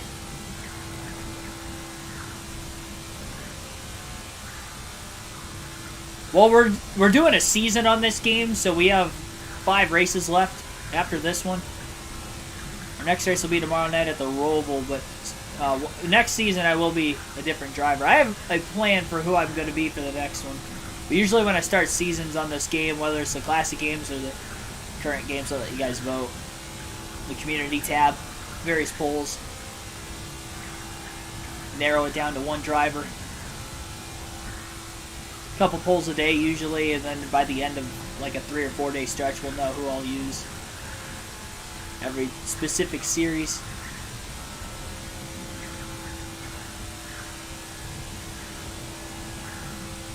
What time tomorrow? 6 p.m. Eastern Standard Time. Usually that's the same start time whenever I'm doing cup races on the channel, on the video games. That way we can get them in at a decent time with them being full races. So Harvick up to 16th, just cycle ahead of a couple cars that pitted that time. Kyle Larson was one of them.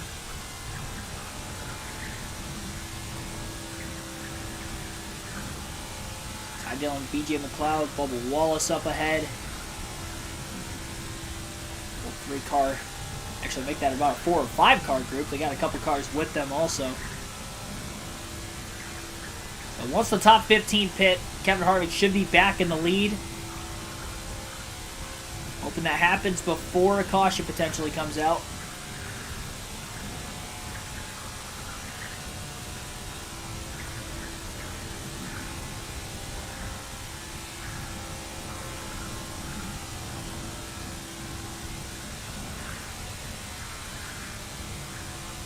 Harvick to 14th.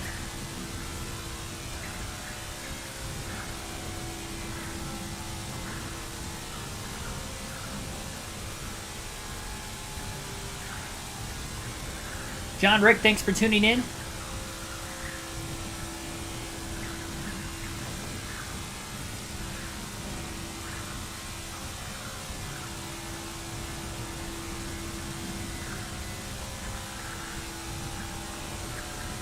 Never heard if I drive closer to the wall by laws of physics, I will go faster.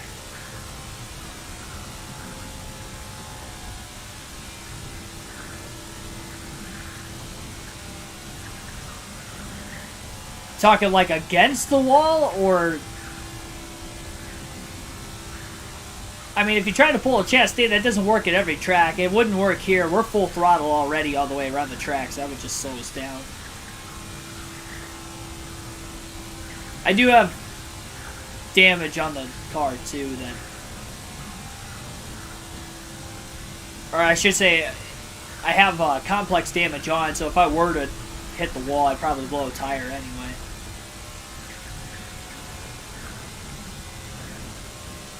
I mean, really with Talladega, it's just wherever the draft's at. If you're drafting with other cars, if they're on the outside's going to be quicker if they have more cars than the bottom. A lot of cars on pit road right now. Good chance Harvick may cycle back into the lead this time. And close. He's up to 4. Top 3 still have to pit yet.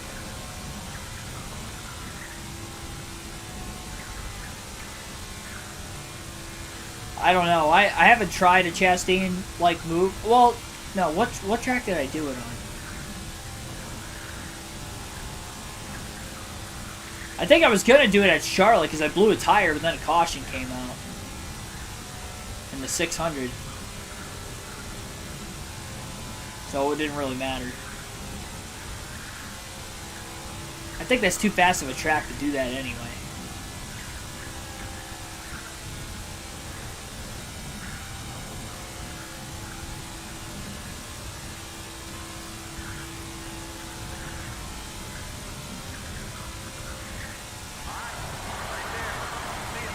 Harvick to second, still waiting on the race leader now to hit pit road.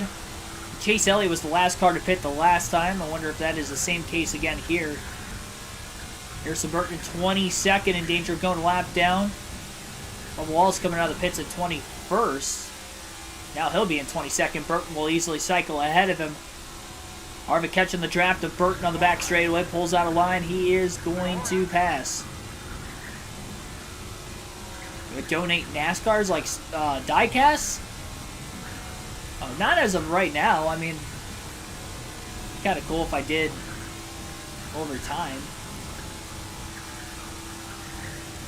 I know there's some other NASCAR YouTubers that do that. I mean, the biggest thing I do as far as like giveaways is in our fantasy league, if you win the fantasy championship in the regular season or the playoffs, I actually give you guys 2 tickets.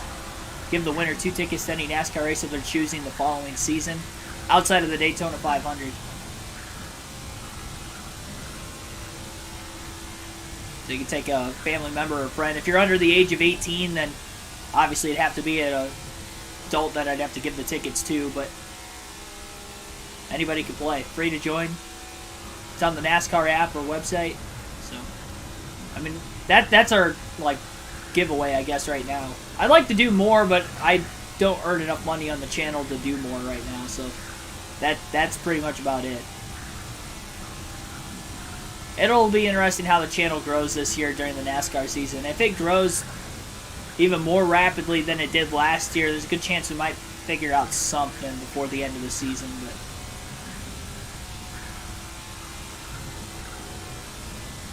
that'd be something cool, because I really do like collecting die-casts.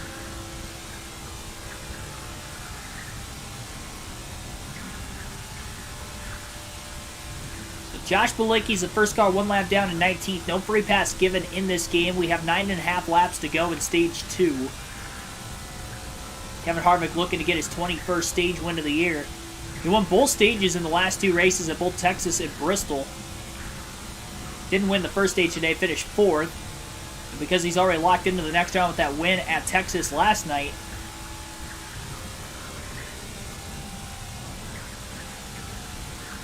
My league full? No, the league is not full. Last time I checked, at least. And if you do not play the first week, I will boot you out of the league so we can make room for more people that want in. Because there were a number of people that didn't play at all last year that were in from the year before.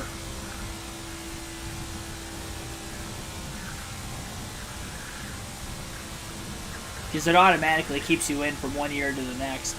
I'll double check on that when it opens back up the week of the Daytona 500.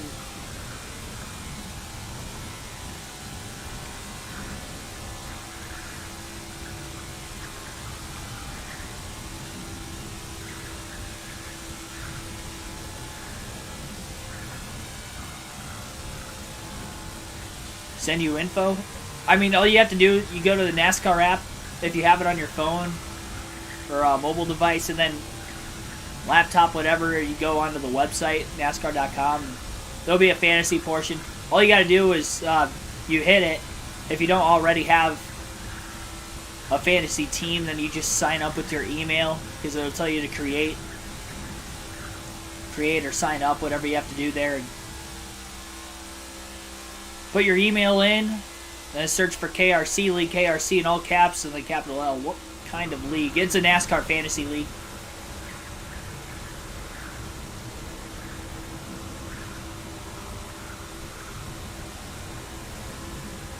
It's only for the regular season, or I should say it's only for like the actual points races, so it doesn't start with the Busch Clash in a couple weeks. So with that being our first live commentary stream of the year, and those streams getting hundreds of people at once in the chat, I'll definitely be able to... That's where the bigger announcement will be held for that. That's why I haven't really talked about it much during the off-season. But usually every week I'm always talking about it during the live commentary streams while the race is going on. Kevin Harvick just lapped some fast cars there, like Kurt Busch and Ross Chastain, especially those two, because Kurt was actually third at the end of Stage 1, and Chastain, although he's in 15th now, he led a lot of laps in Stage 1. At one point, J.J. Yaley in 11th. He's holding up Chris Buescher, Eric Jones, though. These three probably going to go lap down. We'll still have 6 laps to go at Stage 2 this time by. And we're only going to have the top 10 cars on the lead lap. There's another group of cars further up the way as well. That might be getting held up by lap traffic also.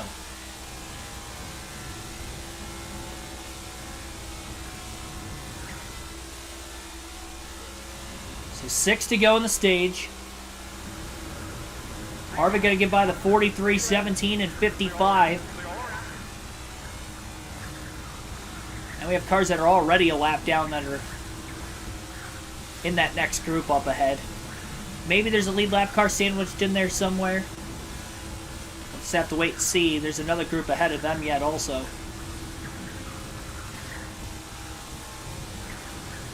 I think at Martinsville there's a very good chance we're going to see the Chastain move again.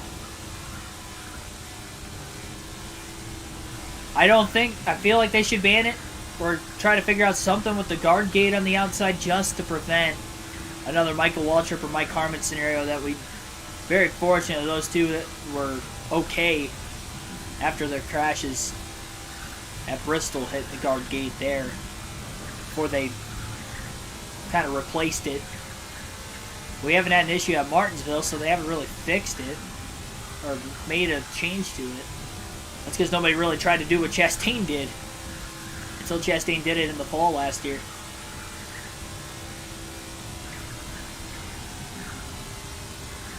You have to like actually join. So if you hit join or request to join, whatever it is, then you should be able to put it up in the search bar. It's KRC in all capital letters, space, and then capital L on league.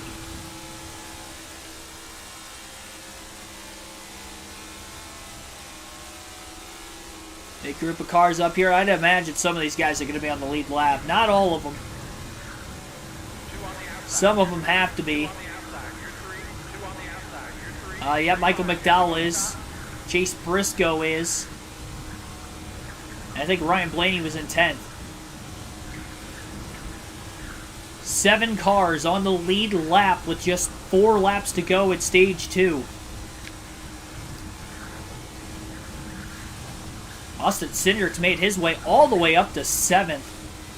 Finish outside the top 15 at the end of Stage 1. And if he could stay on the lead lap to the end of the stage, we know he's a good super speedway racer. Might have an opportunity to win this race in the final stage under the right circumstances. Yeah, and in that league, so you set your lineup every week, assuming they'll keep the same thing as they have for the last few years. Even before I started the YouTube channel, they had basically the same league. I want to say I've been playing in it since like 2018. So you'll have 5 drivers that you pick every week. You can't pick the same driver more than 10 times in a season, so you really have to pick and choose where you want them. So if you want Chase Elliott on a road course, there's like 6 road courses. It's like you could use it for all that, but then you only have him for like 4 ovals. Which is tough, because if he has a season like he did last year, where he was the best driver most of the season, especially in the regular season, it's tough. You know, so you'll want to use him.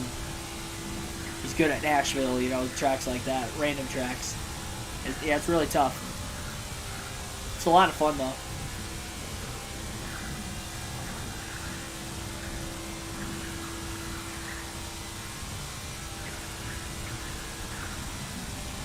2 laps to go in stage 2.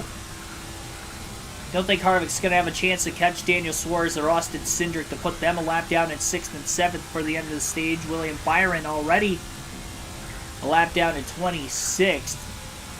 In danger of going 2 laps down. Well, not really in danger of it because Harvick's not going to catch him anyway.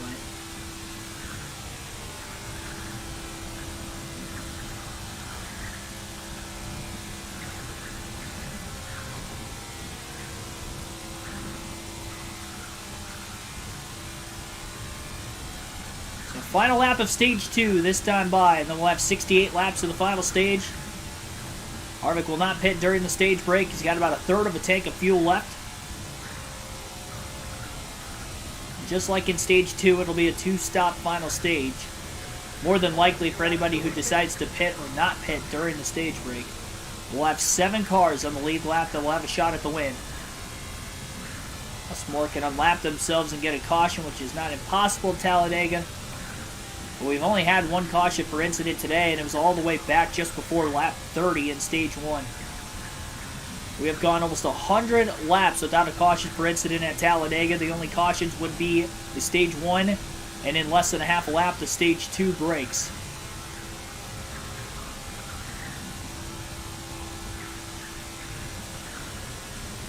And again, this will be stage 1 number 21 on the year for Kevin Harvick, playoff point number 91. That will carry over into the next round. That's going to be 8 playoff points in this round already for Harvick. And just based off the last 3 races, it'll end up being his 15th playoff point. And he's got a chance at 5 more if he can win the race today yet. 2 fastest cars in this race finished 1st and 2nd in stage 2. Kevin Harvick with the stage win. Chase Elliott 2nd. 15 stage points for him today.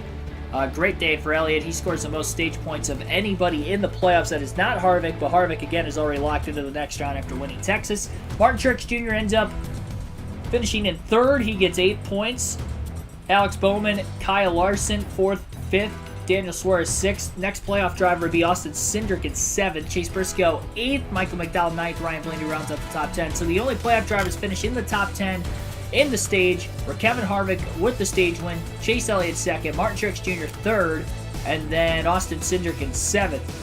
Playoff drivers outside the top 10 would include Ross Chastain all the way back in 16th, Bubba Wallace in 22nd, Joey Logano 24th, William Byron 26th, Tyler Reddick 29th.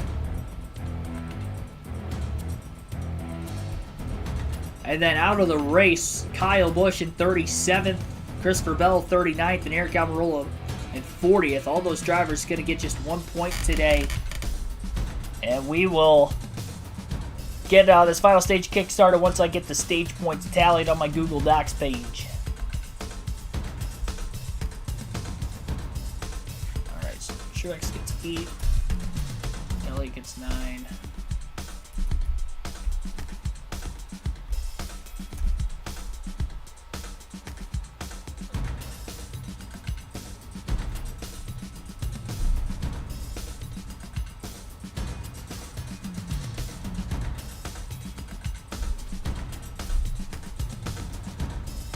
At least Reddick's slowly moving up positions.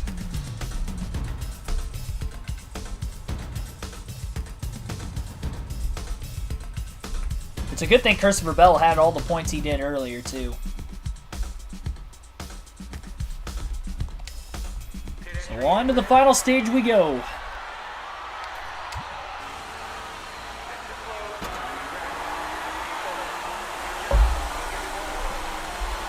Into the Geico restart zone. The green flag is back in the air. Final stage at Talladega underway. And we've already got a drag race between Kevin Harvick and Chase Elliott. Top 7 on the lead lap to start the final stage. 4 of which playoff drivers, 3 of which looking to advance themselves into the round of 8 with a win. Harvick trying to win the first 2 races of the round. Larson with a big run down on the bottom of the racetrack. Harvick to block. Will he move to the top? He will. Harvick to block him. Elliott's now the 3rd car in line on the outside.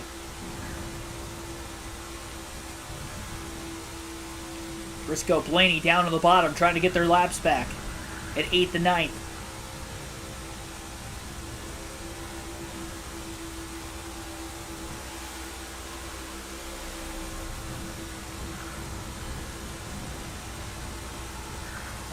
laps till we pit. Briscoe to the outside. At least we know he is not on the lead lap.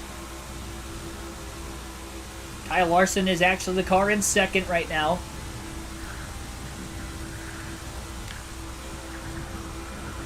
A lot of cars moving into the outside. Buescher going to pull out a line down to the bottom. He is also a lap down. Blaney with a massive run in the 12. Harvick just wants to be the lead car, whether he is the race leader or not. Feels more comfortable being the lead car in the draft.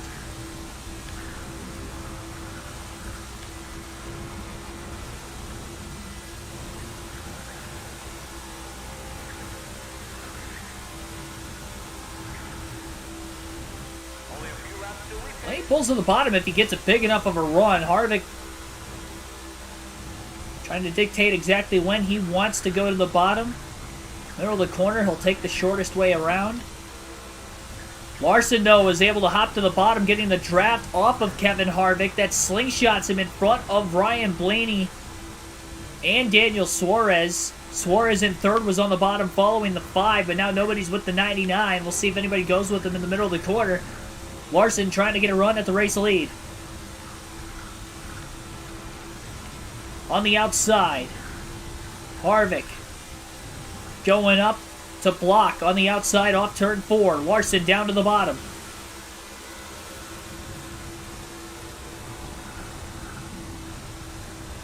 For one of the few times today we've got a battle. Pitting in about 5 laps. We'll be pitting in about 5 laps. Things ramping up now that we're in the final stage. It's the run to the checker. May not get another caution the rest of the race either.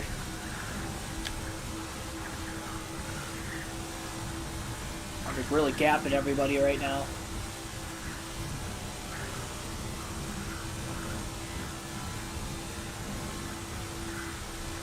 Half second ahead of him.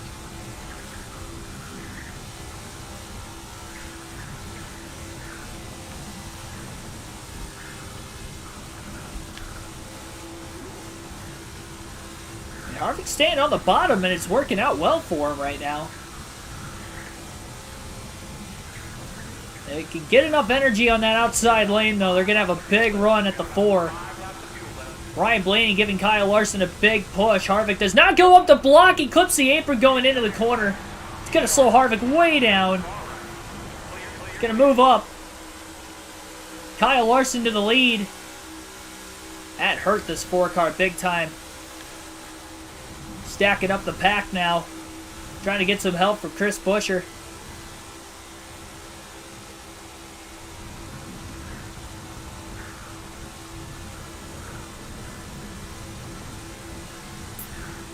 Second time Harvick's clipped the apron today. First time was on the last lap of stage 1 when he was in 4th. There was nobody around him at the time because they were well after green flag pit stops when everybody was cycled out. Patrick Shadley, thanks for tuning in. Meeting over, get to see the end of the race. Awesome, man. Yeah, business just picking up here at the beginning of this final stage. Harvick's car is a little on the looser side right now after having that bit of a slide in turns 1 and 2 just a couple laps ago. Not quite close enough to the back of Chase Briscoe to be able to draft off him. And this car is skating back and forth on the straightaways. I don't like it. Feels very light.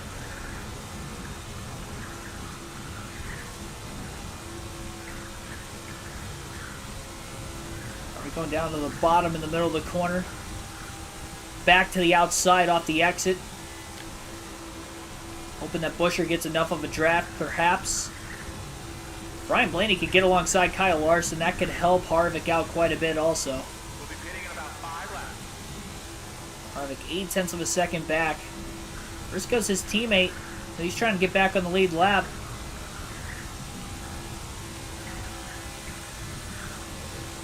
Harvick doesn't clip that yellow line in the middle of the corner. He may catch these guys.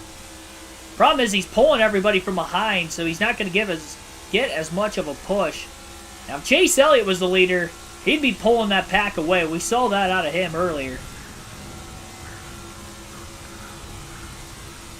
He lost some ground on that restart.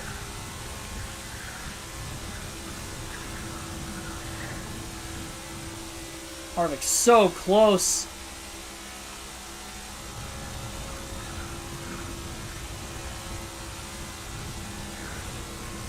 Is he close enough to Briscoe now as they enter turns 1 and 2? 5 laps of fuel left. Yes, he is, and Kevin Harvick's got a massive run. On the back of the 14, looking low off the exit of turn 2. Got to clear him. His teammate got to let him in line. Blaney looking to the bottom. Harvick stays high with Larson. Cuts down in front of the 12. Harvick going for the lead. And he's got it in turns 3 and 4. Kevin Harvick back out in front of Talladega. On the verge of pit stops. Easily be able to get within 60 to go, which would make it a 2-stop race. Larson going back for the lead to the inside of Harvick. Larson leads that lap at the line still, so it wasn't an official lead change. Door to door right now for the race lead.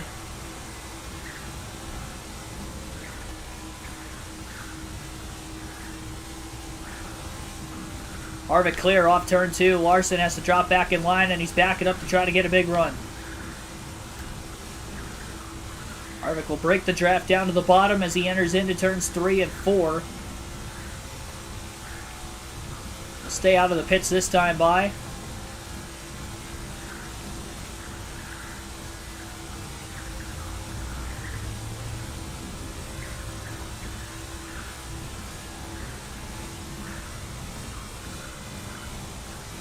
Larson will this 3-car group back to Harvick again. Bring it to us this lap.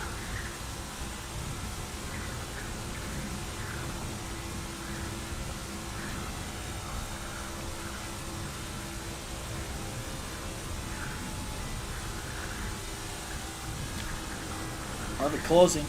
Or I should say Larson closing. Have to make a decision here off turn 4 if we try to go another lap or not. I think we'll be able to make it. It's about where it was last time when I went another lap. So Kevin Harvick will go one more. He'll pit the following time by. He gaps Larson in the middle of turns 3 and 4. He's got about a 0.6 of a second lead. Staying off the outside lane where Larson has any sort of a chance of getting a draft off Kevin Harvick. 58 laps to go. Harvick will pit this time by. The hope is that he could cycle back into the race lead.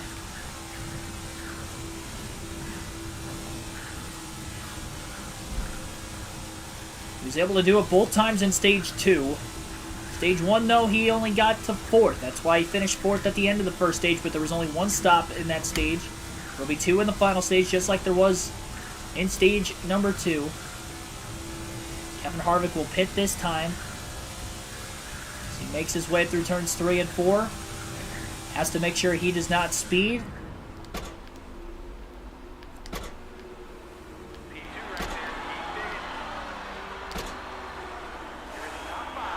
And he is in. 55 miles per hour is the speed limit. If you're wondering why Harvick's got damage on the back of the car, I spun trying to lock the tires up onto pit road the first stop of the day. Haven't had any issues the next 3 green flag pit stops now. We backed it into the inside wall on our way to pit road.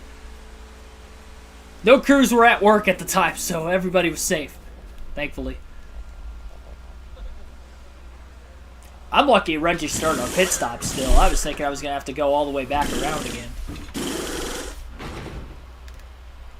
We saved ourselves from a penalty, but it was not a clean entry by any means. I like how he literally just plugs it right into the middle of the left rear fender. I wonder if he's doing that just because of the damage, though. Let's see if Harvick is going to be able to...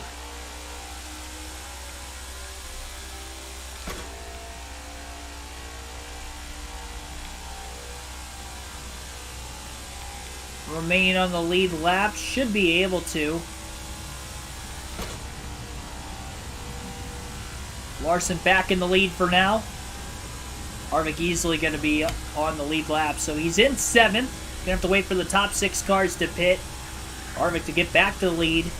Harvick is just one pit stop away from the checkered flag now. Everybody else still has to pit twice. Big thing is who will cycle out of the pits first. Will it be the 4 or the 5? Maybe even somebody else back in the pack may have a shot. You're the second person to ask about Hunt Brothers Pizza. We've talked about Hunt Brothers Pizza multiple times in the chat and on various streams before. Every time I'm trying to figure out why we ever talked about it before. There's a reason it's brought up today, though. We have our Hunt Brothers Pizza sponsor on the car for the first time this year. I remember to download those DLCs at the end of the stream yesterday. Fortunately, not going to get through all of them. Harvick's got like 13 paint schemes. I think I counted. So we're not going to be able to get through all the newer ones, unfortunately. Be able to get through a few of them before the end of the season. We'll go with the Subway paint scheme tomorrow night at the Roval. That's my favorite of them. It's the only Kevin Harvick number 4 car diecast I have, too. Not a next-gen one. I still don't have a next-gen diecast. All the diecasts I've been hunting for, I'll probably get one when I'm in Daytona in a few weeks. All of them I was getting later in the season were just all ones that I wanted from yesteryear rather than 2022.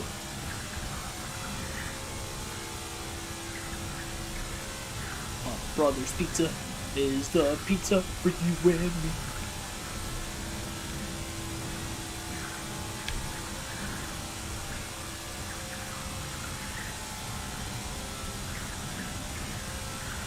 Yeah, the food sponsors are the best in NASCAR. They resonate with me better than any other sponsorship in NASCAR. I'm not a big car guy, so like having like, you know, synthetic Mobil 1 on the race car looks cool, but doesn't resonate with me quite like Subway or Frosted Flakes is a classic one, of course. The Tony the Tiger cars. Ever since I was a kid. That classic Terry Labonte Tony the Tiger car. Who I'm thinking about Frosted Flakes. I am getting myself hungry. That's not good because we still have about 50 to go. So, yeah, calm down. Calm down for a little bit. I'll be able to eat in like 45 minutes. I might go to Subway. I don't know. May just pull the trigger on it tonight.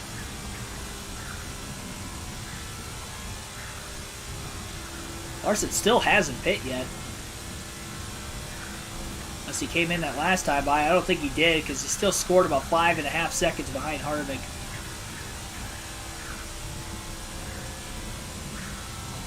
Have a free Hunt Brothers Pizza coming up, so there you go. Use those coupons and discount codes.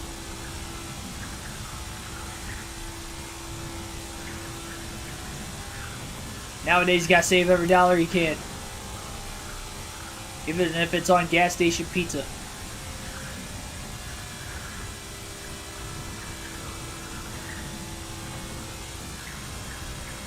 Still no cars on pit road.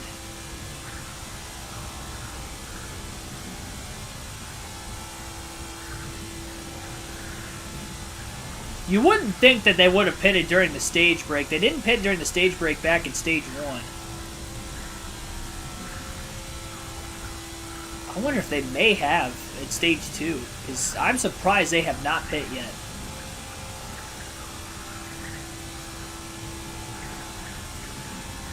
The more laps we go, the more concerned I'm getting with it. If they did pit during the stage break, they still might have to pit twice, but it's going to be borderline. Some guys may be able to make it on one stop. The good news is there were only 7 cars on the lead lap, so we only need 7 of them to pit twice. Everybody else can pit once, and we're at least ahead of Blaney right now. Nobody on pit road this time either. Larson not going to be able to save a lot of fuel leading right now either.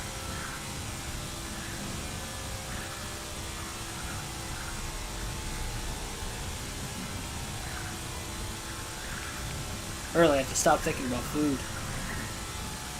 That was a terrible, terrible idea.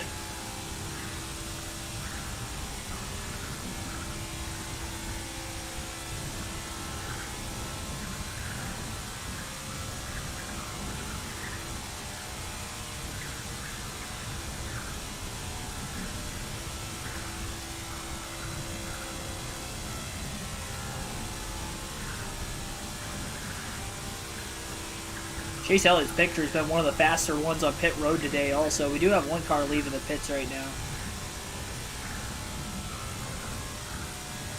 It will be Chris Buescher in 26th. So, lap car. The only one to pit that last time by. He'll be by himself.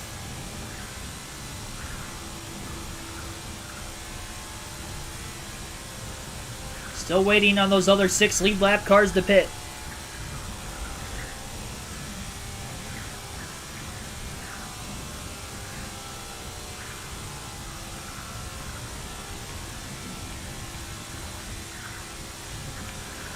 You know, it is hard not to think about food when I have a pizza sponsor on my car, too. All I see on the back bumper is Hunt Brothers Pizza logos twice.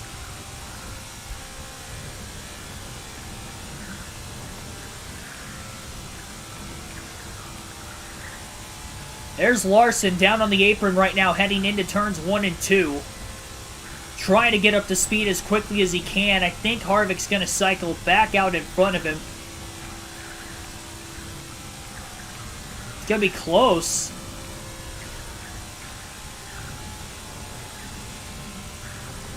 Big thing is will Larson be able to keep up with Harvick? Harvick trying to get by the 5 as quickly as he can. Down to the bottom of the track. Larson went high. Harvick went low. Harvick cycles back in front of the 5. They both have really good single car speed, but is Kyle Larson going to be able to keep up with Kevin Harvick?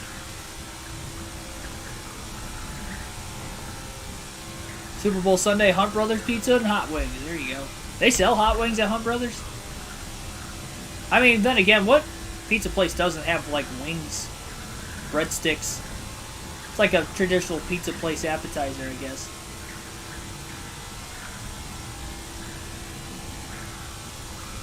Meatballs.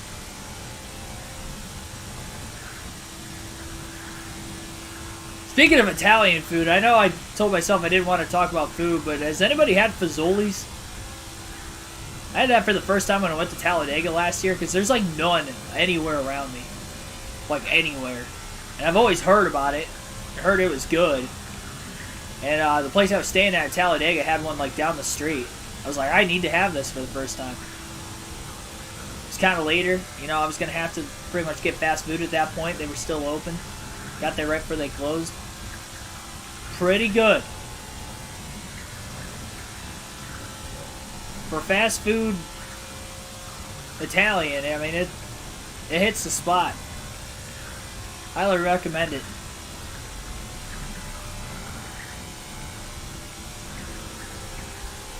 Ryan Blaney, who is a lap down trying to cycle out of the pits. He's going to cycle out a little bit further ahead of where Larson was compared to Harvick. Harvick will draft off the 12 going into turns 3 and 4, but you can see that he's still trying to get up to speed just a little bit as Harvick gets around him. Larson 4 seconds behind the 4 car. He was not able to get up to speed quick enough to keep up with him. I don't think Ryan Blaney's going to be able to either. Doesn't help that they're running the outside. JC1424, thanks for tuning in. Harvick has cycled back into pit, still waiting on the top 4 to leave pit road. Yep, I remember the DLC. I just had no clue about it, otherwise I would have done it before. Have more than just 3 paint schemes. Gonna cycle through it throughout the year. That's my bad, though. Should have looked into it. I saw that one of them was out since, like, October, too. I was like, oh, well, didn't know that. That stinks.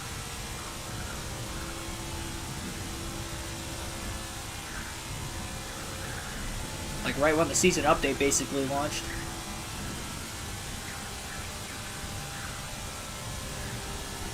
Kind of sucks it was $9.99, but oh well. For both. plus tax. I think it ended up running me like almost $22.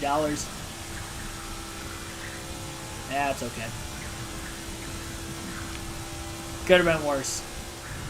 You know, I could have bought a crappy NASCAR game in 2021 for like $50. I could have done that. Oh yeah, I did. That's right.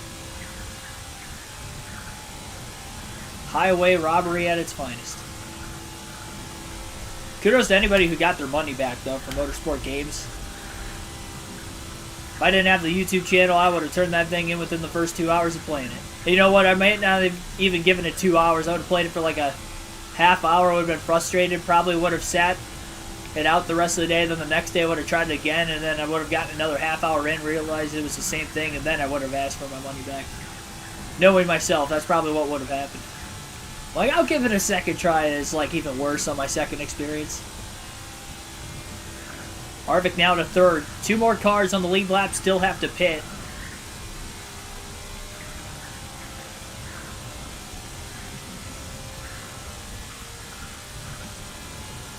I mean, if we don't get a caution, it's going to be very tough to beat the 4 car of Harvick now that things are strung apart off the green flag pit stops.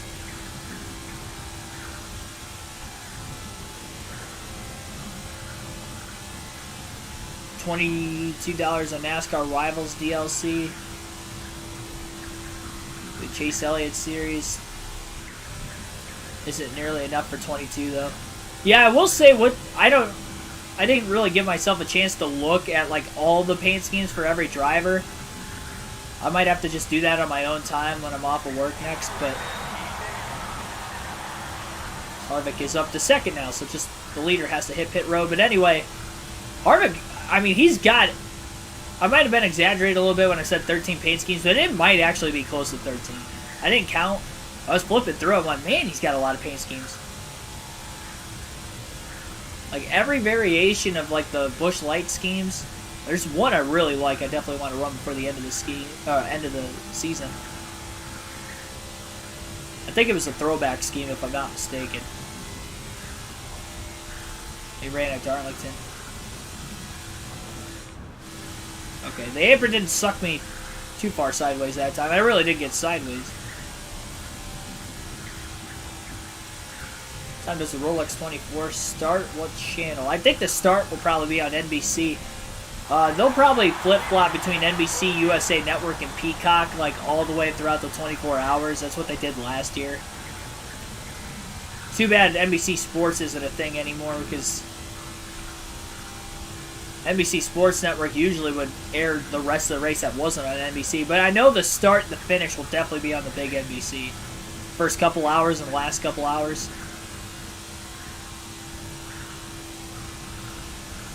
If you have Peacock, you'll definitely be able to watch the whole thing.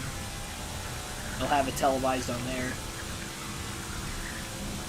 I just don't know what the time slots are. There's usually like 3 or 4 different time slots that they're on the air, usually when they're like swapping out the booth. Because obviously Lee Diffie can't commentate all 24 hours. I mean, you probably get 6 hours into it and you need a nap. That's a lot of talking. Like, I've live streamed for that long during rain delays before with the live commentary streams. I think our longest stream, we went like 7 hours with the Nashville race. We stayed streaming through that like 3-hour rain delay plus the rest of the race itself. And I was like done at the end of the night. I couldn't imagine like having to talk that much for like 24 hours.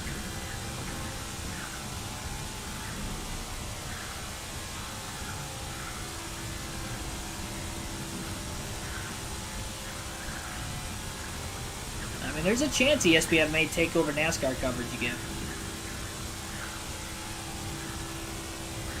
30 schemes for 11, like 30 total? Yeah, that doesn't seem like enough. When you consider the fact that there's, 40 cars in the game. Not all of them are probably going to have paint schemes, but yeah, that's I'd have to agree with you on that one. That doesn't seem like you're getting a lot of bang for your buck.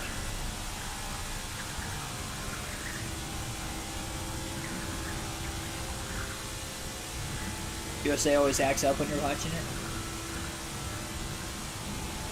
interesting.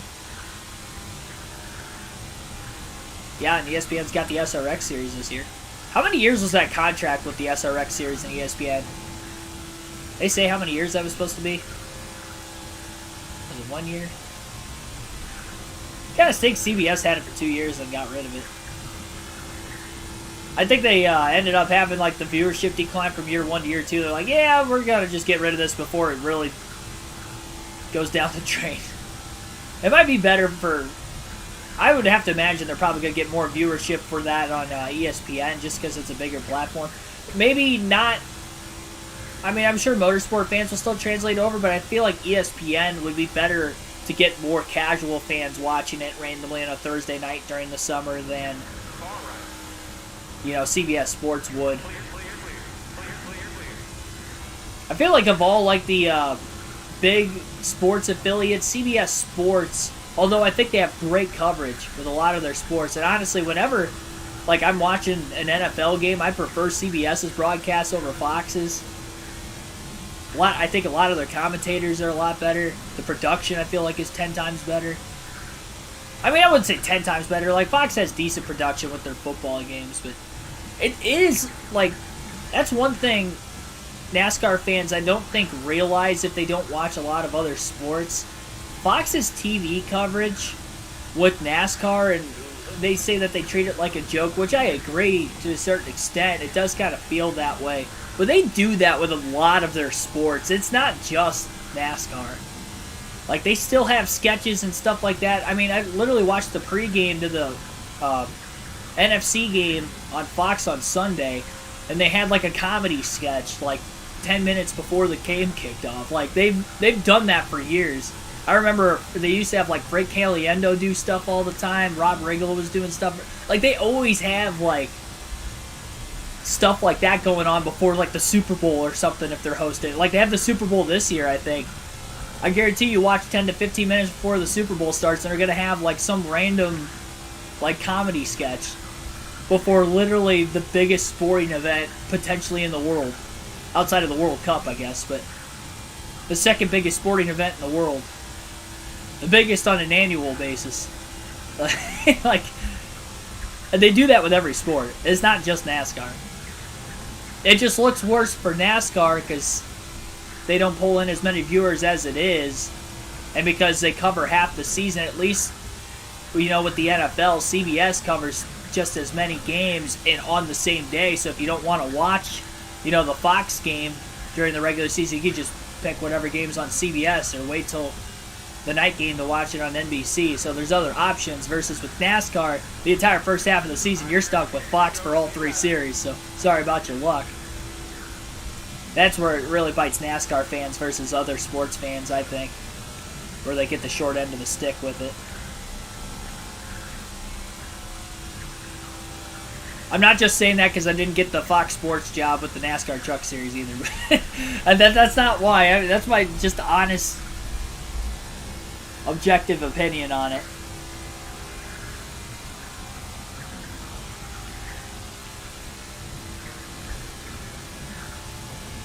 I'm all for them going outside the box. They really do try to stretch it, I feel like, more than any other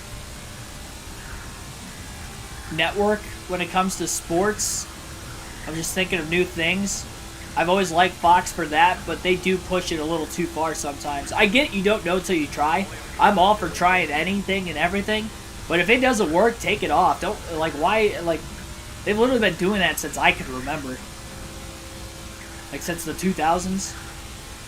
And I think one thing, too, and it seems like a family-friendly environment, I do feel like Fox hangs on to analysts way too long.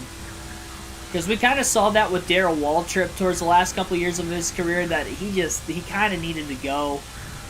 You know, I hate to say it, I love DW, but he was, you know, past his retirement time in the booth, and it was just kind of, it was just, his commentating as a color commentator during the course of the race just wasn't good anymore. And I kind of see that with their halftime show with the football games on Fox, too. Terry Bradshaw is not good anymore. He used to be great, but I've noticed the last couple of years, it's like, he's only there because he's Terry Bradshaw, but it's like, gosh, I mean, like, And whose idea is it to put Terry Bradshaw? They're bouncing game to game to game during like halftime. They'll show highlights. And Terry Bradshaw is the one trying to keep up with it. Like, he's the last guy that should be doing that right now. And I get he's done it for a long time. Well, like, Kirk Menefee always has to, like, pick up for him, like, midway through it because he's falling behind. Like, he'll be talking about a game too long and there'll be another game up on the screen. I'm like, what are you guys doing? Like, it's just so sloppy. It looks unprofessional.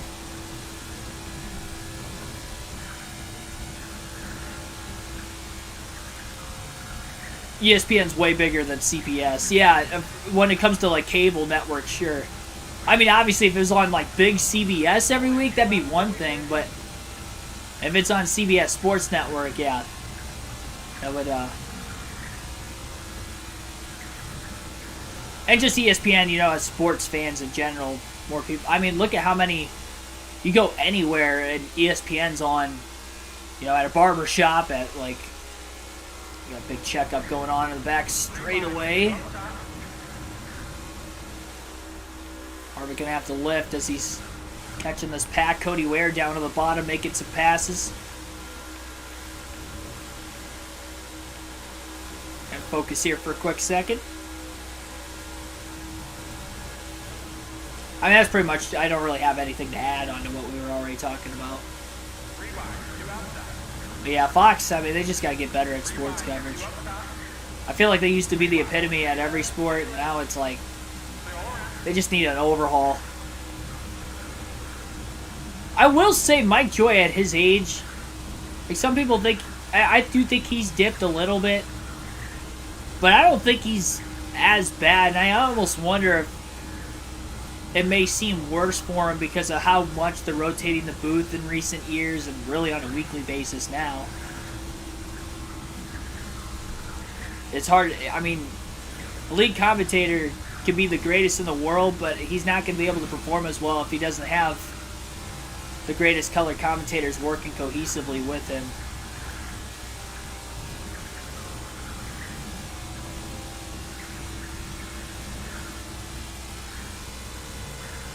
Matt DiBenedetto, is that what you're asking? Still in trucks? I'd imagine. Yeah, that Wendy's paint scheme, by the way, very good. Go back to the food sponsors on Noah Gragson. Daniel Suarez is only about 10 seconds ahead of Kevin Harvick right now in that 7th place position. Race.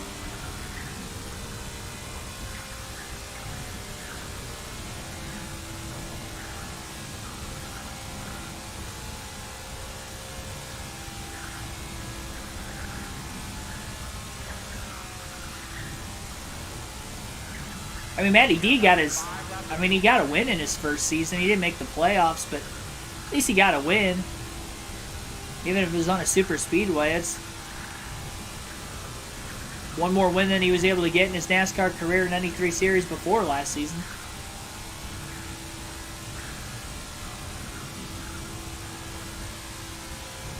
Yeah, OBS disconnected and reconnected on me, so it might have been a quick flag. No, Craig says should drive a clown car.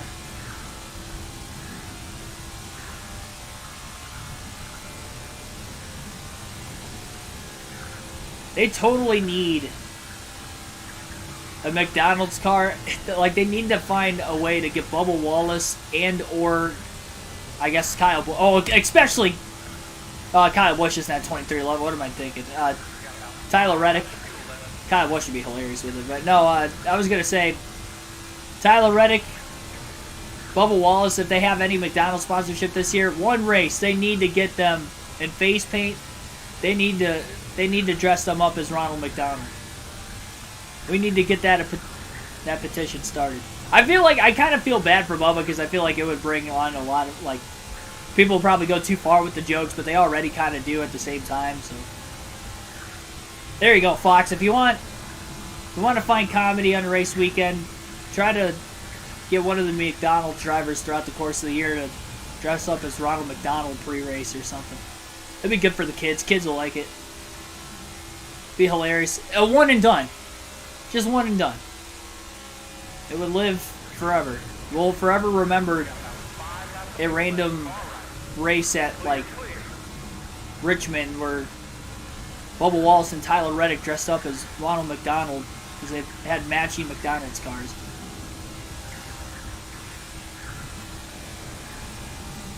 I guarantee it would reach mainstream media too. That'd be great for McDonald's, be great for NASCAR. I mean, it might look, if maybe not the best look for NASCAR at the same time too. I think it would be hilarious and it'd be funny for NASCAR if it was within just the NASCAR community. The problem is something like that would be like on the not top 10 plays on SportsCenter or whatever, and then you would probably look at NASCAR as a joke again. So maybe it's not the greatest idea, but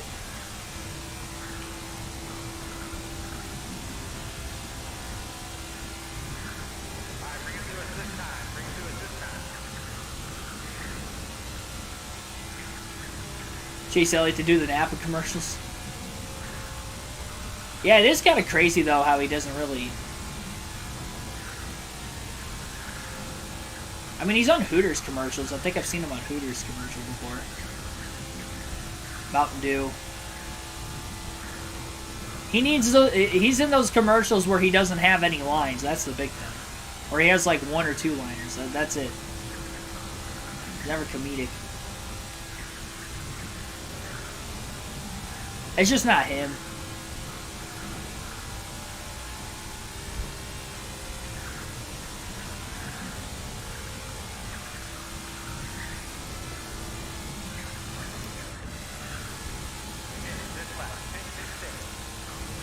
Have to pit here within the next couple laps.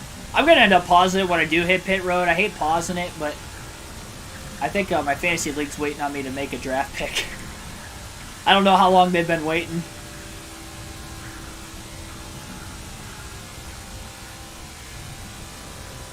I have 2 picks coming up. I'm still alive. Conference championship. Guy I'm facing would have had the number 1 pick instead of the last pick. He took Christian McCaffrey. So I don't know who I'm going to take here. I'm definitely taking Jamar Chase if he's available. I didn't see who went number 3. Number 2, I think Jalen Hurts went 2. I'm definitely taking Jamar Chase. If he gets taken... I think I'm definitely taking Kelsey or I'm gonna get Kelsey or Jamar Chase. I probably like both of them. I feel like Kittle, Kelsey would be. I think that's too risky. I gotta make sure I pit this time. Stop talking about fantasy football. I gotta focus here. Kevin Harvick going to have to pit this time by as he laps Daniel Suarez. Chase Elliott back in the 6th place position. Probably the 2nd fastest car, but he's been held up in traffic.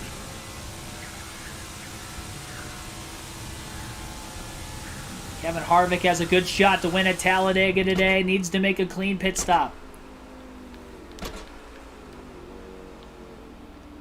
Got all the time in the world, and he will make it into the pits. 4 tires and fuel. Final stop of the day with 25 laps to go. Oh, man, it was 1 hour ago. Yeah, I definitely got to pause it and make my pick.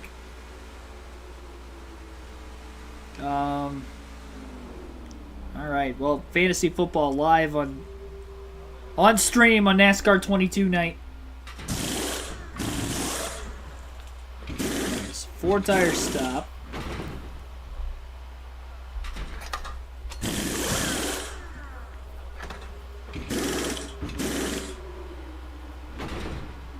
Ah, Jamar Chase went. Gosh darn it. I knew that was going to happen. I was afraid of that. Kelsey Kittle will be too risky because the odds of both of them going off are probably not likely.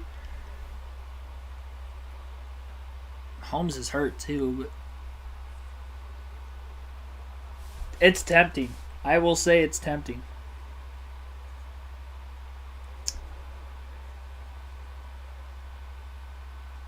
Just trying to think of other wideouts. A lot of the really good ones have been eliminated already from the playoffs. A.J. Brown, he hasn't scored more than 8 fantasy points the last 4. That's too risky. Not for a first rounder. Outside of Christian McCaffrey, too, at running back, like... Probably Mixon?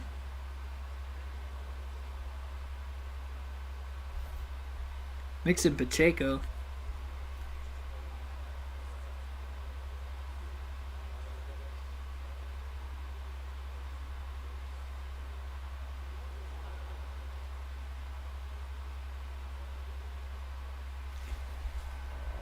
Oh, jeez.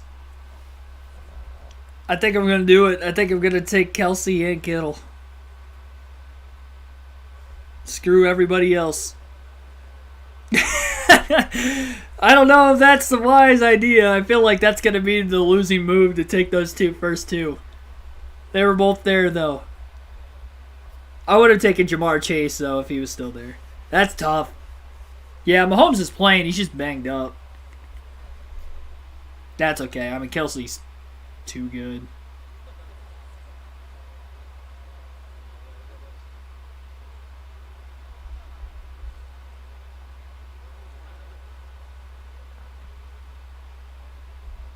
All right.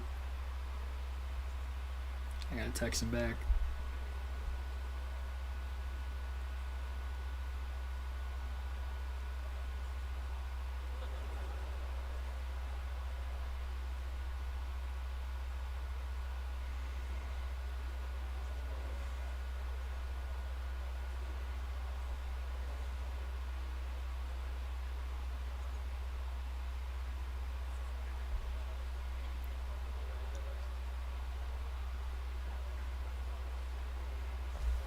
Alrighty.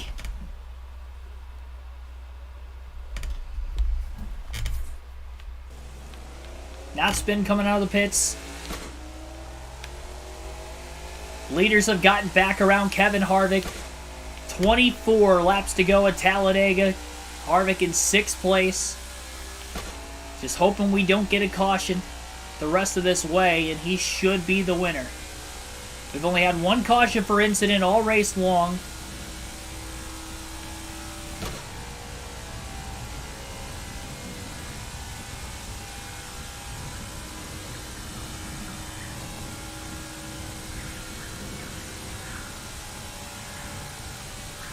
Yeah. No, I knew of your YouTube channel before, JC. I think I'm subscribed. I should be. If not, I need to. I've definitely seen your content before, though. Yeah, I've seen a lot of people out there. It really, like, if anybody started a NASCAR YouTube channel and maybe has taken off within the last couple years and they started after me, then I probably don't know of them. But if anybody's been around before me, I pretty much know of them. I don't know them personally. I mean, the only, like, NASCAR YouTuber I've actually, like, talked to in person with was Danny B, but that was at Nashville. I didn't even tell him I had a YouTube channel either. He probably has zero clue. I just didn't want to be that guy that went up there and that was the way I introduced myself.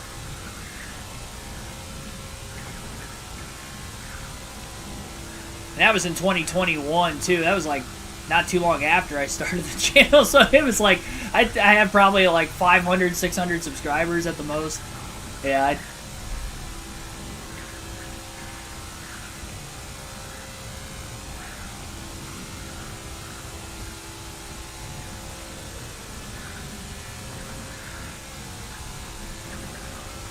that would not be me, no. No, because I've actually never played any of the Technics games for NASCAR. Yeah, when I was growing up, I had a PS2, and I, like, didn't get a PS3 for the longest time. I did, and then I never had... I was always, like, later to getting the console games. I never got them, like, as a kid growing up, like, right away. It was always, like, 4 or 5 years after the fact when the next generation were gonna come out, so everything was dropping in price, and then it's like, oh, here's a PS3, oh, but the PS4 is coming out like next year. So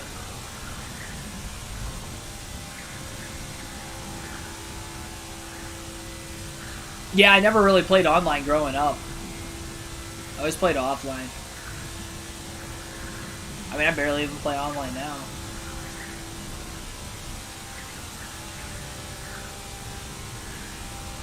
Pretty easy at being able to entertain myself.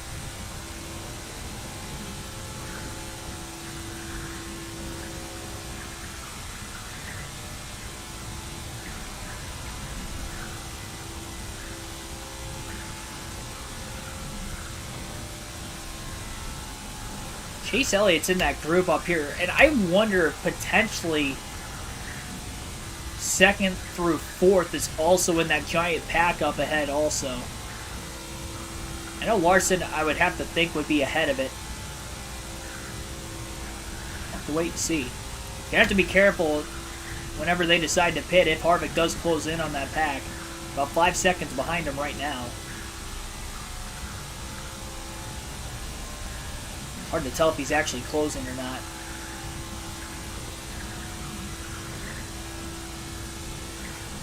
Yeah, actually, so I didn't know of Gary Owens until after he popped into one of my streams and like a bunch of people were saying something about him, and then I checked him out like right after that, and I'm like, oh, this guy's got like 10,000 subscribers. I'm like, that's kind of cool. I had no clue who he was before that though. He was like one of the early subscribers on the channel, honestly. He just kind of popped in randomly. I mean, he could have been doing a stream where he was checking out a bunch of like other NASCAR YouTubers. I have no clue. He just popped in one day randomly. Notice he subscribed right after that.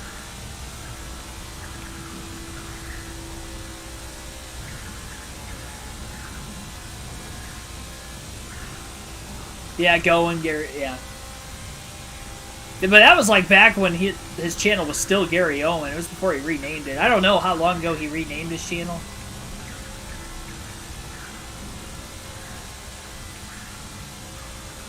It's crazy how quick he blew up, like right after that too.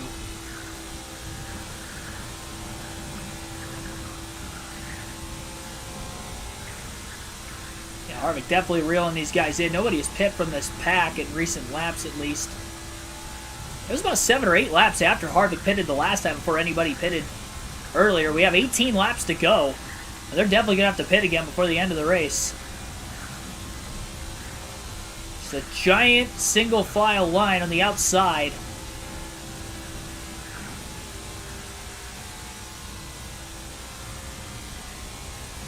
You haven't watched this content in a while. I haven't watched a lot of other NASCAR YouTubers' content. And really, on the video game side of things, I don't think I ever really watch anybody's content. Like the only NASCAR content I can think of that I watch is more informational stuff. I've always been like a history nerd, like growing up. Even with stuff outside of NASCAR, I've always liked history. So, you know, channels like Slap Shoes and Brock Beard, like always, like those are like right up my alley.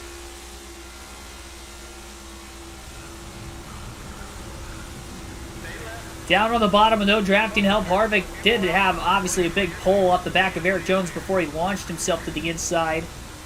Well, checkup going on off of turn 2 as well up here, which is going to help Harvick get to the inside of Truex. Past Cindric for position in this pack also. Larson's in the group also. I think Larson's in second. I don't know who the leader is. But it is not Kyle Larson anymore. When will these cars pit? It's not going to be right now. Harvick making up a little bit of this time on his fresher tires. 16 laps to go at the line.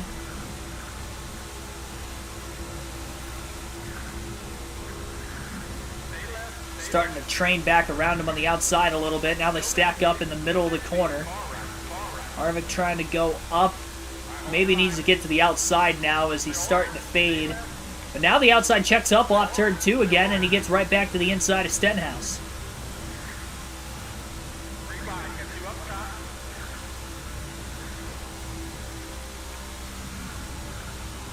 Larson held up by Bilicki. Bilicki moves down to the bottom. Harvick squeezes in between the 77 and the 5. Gutsy move as he clears Larson for second off of turn 4. Bilicki may be pitting that time, and he is. That's why he tried to pull to the bottom. I noticed the AI are a lot smarter when they're pitting at Talladega than like almost any other track we've raced at in this game. They pull out a line middle of the corner and they don't...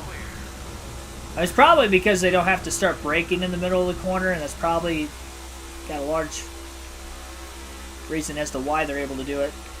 Alex Bowman is leading this race right now off of turn 2. Harvick gets into the back of Kurt Busch. They checked up.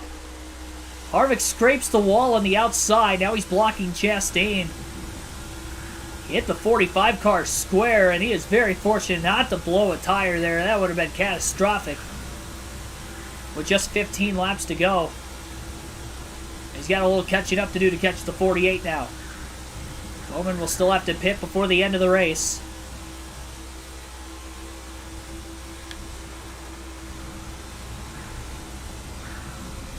Like to get to the lead in case caution comes out in a weird spot. Harvick abandoned the outside a little early there. Chastain and Larson will push each other ahead of the 4. Harvick trying to get maybe a little bit of a draft off the 1. And he squeezes in line in front of Larson, who lifts off the exit of turn 2.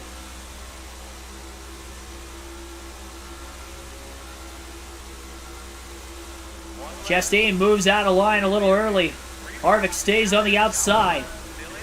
A push to the back of the 16 of A.J. Allmendinger.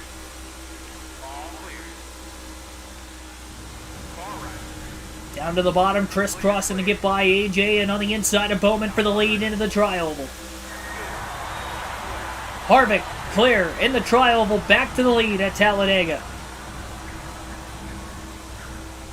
13 laps to go.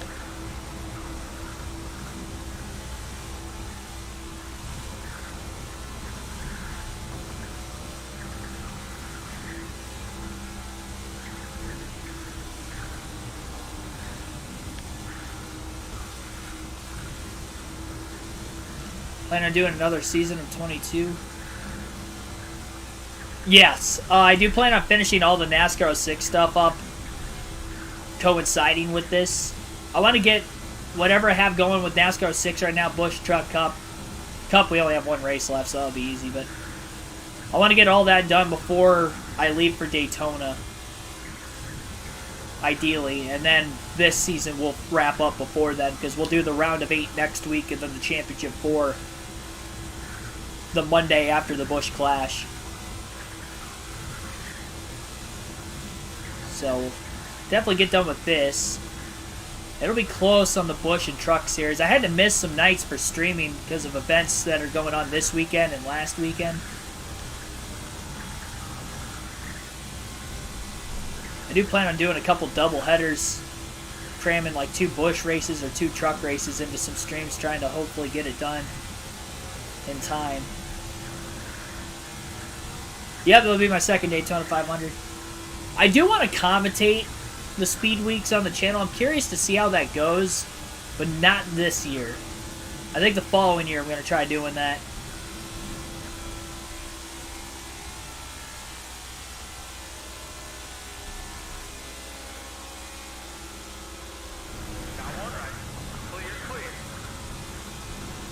Bowman 2 seconds behind Harvick. J.J. Haley power sliding on the apron, trying to get up to speed right now. 10 laps to go this time by. Had one overtime finish in the playoffs, and it was at Bristol.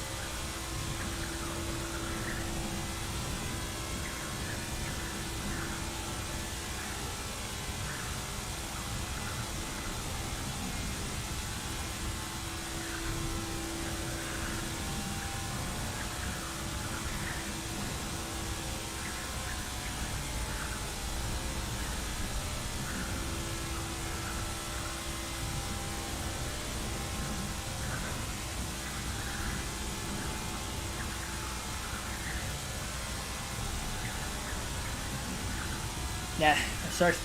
I don't know if they can. Well, they probably can if they really tried, but it wouldn't be the way it was. Like, they would have to configure it into, like, some sort of a...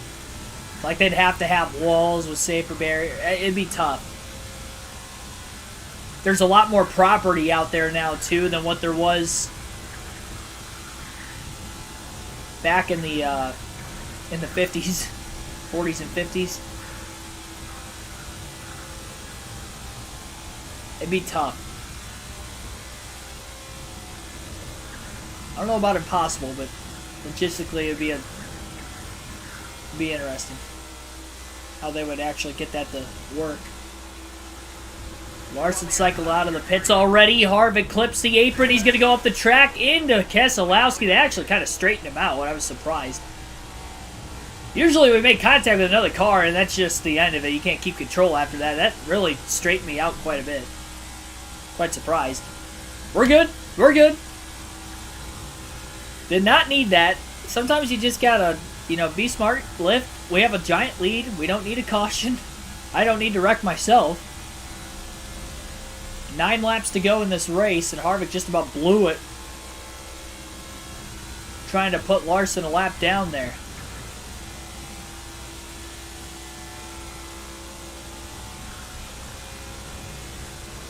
I'd be down for the idea, though, to have a Daytona Beach race. You can have it on speed weeks, too. Like, maybe if you try to find a way to make the Clash that.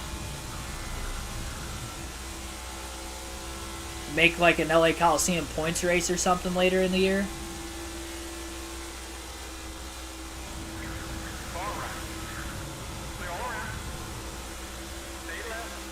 Harvick clears Keselowski.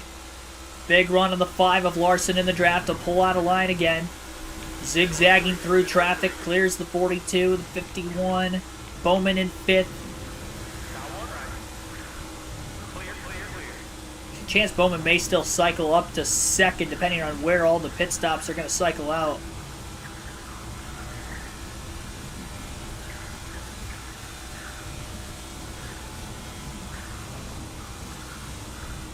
Yeah, I think there would be a section of the city that would be up for something like that. I could see it. But at the same time, there's going to be other people like, don't you have a 2.5-mile racetrack downtown you can use? Like, that would be the argument, I'm sure.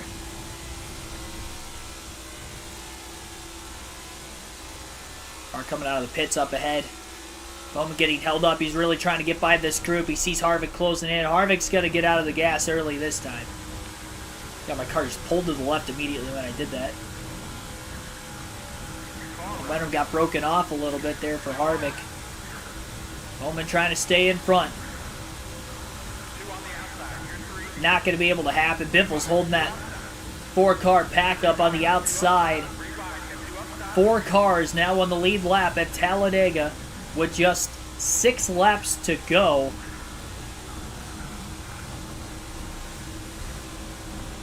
Harvick hoping it stays green to the end.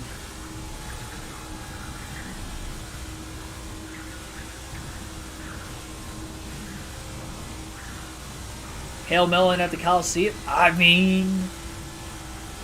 Well, the only thing with that is, I think they pushed the cars out from the outside. Is it an enclosed wall all the way around? I don't think it is.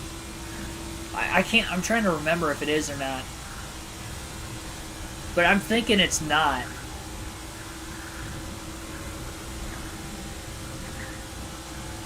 I feel like off the exit of turn 2, there's an opening where they push the cars on.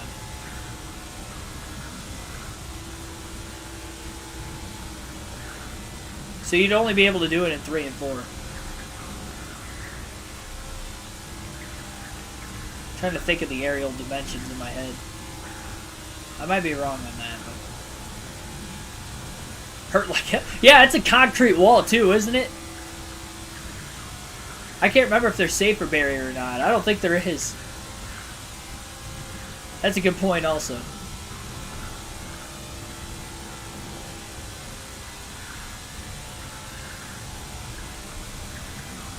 I mean, I remember Almirola when he hit the wall in the last chance race last year. He was saying how bad it hurt, even though he was only hitting it at like 80 miles an hour.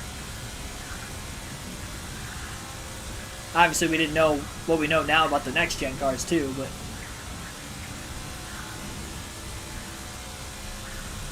Cars are stiff, walls are stiff. Chase Elliott in third. He is behind Harvick. So I believe only the second place car would be the only other one on the lead lap outside of the 4. But I don't believe that car has pit yet.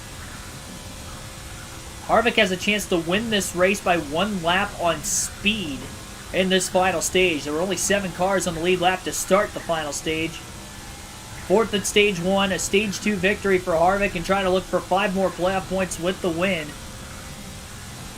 After qualifying on the pole today, what a race for this 4 team. It'll be the 2nd Super Speedway win of the year. The 3rd top 2 in a Super Speedway. 1st and 2nd in both Atlanta races. And he's 3 laps away from a win at Talladega. Austin Cindric just came out of the pits, down on the bottom of the track. He's trying to get up to speed. Probably lose some positions here.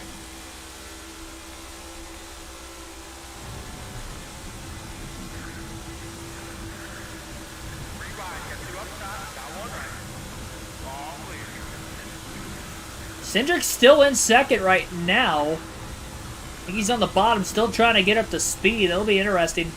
He needs a good point stay. He's below the cutoff line coming into the race. He did get stage points at the end of stage 2. Kyle Busch, who is out of the race with no stage points, will only finish with 1 point. There's a good chance Austin Cindric will be above the cutoff line going into the Roval. We know he's a great road course racer also. He's going to have a good chance to make it to the round of 8. 2 laps to go for Harvick. He's hoping he gets to the white flag without a caution, but even if we do get a yellow, he's got a 1-lap lead on the field. No free pass given in this game. That's pretty much a guaranteed victory for Kevin Harvick. Had that damage on the back of the car. I spun trying to get onto pit road way back at stage 1. We only had 1 caution for incident today. It was in stage 1 prior to lap 30. We didn't even get to our first pit stop yet at that time. And on speed, Kevin Harvick going to dominate Bill Elliott 1980 style at Talladega. 1-lap lead on the field, and not because of a scoring glitch. No scoring glitches, in fact, today. That caution came out earlier. There were 2 cars a lap down on speed, but nobody was actually a lap down because of a scoring glitch in today's race. And I didn't pit during the stage breaks either to play that advantage, which I could have. In stage 2, I could have pitted once instead of twice and lapped them that way, but we did not. And we didn't need to, because we won stage 2 and about to go on to win the race. Okay. We're just going to let those guys go. How did I do that? Never easy, I swear. Even at Talladega, I mindlessly hit the wall randomly. I think that's the first time I've hit the wall all day today. That's unbelievable. Well, outside of what I was trying to pit earlier, but...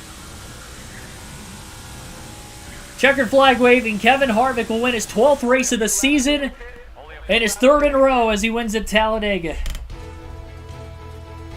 Let's go.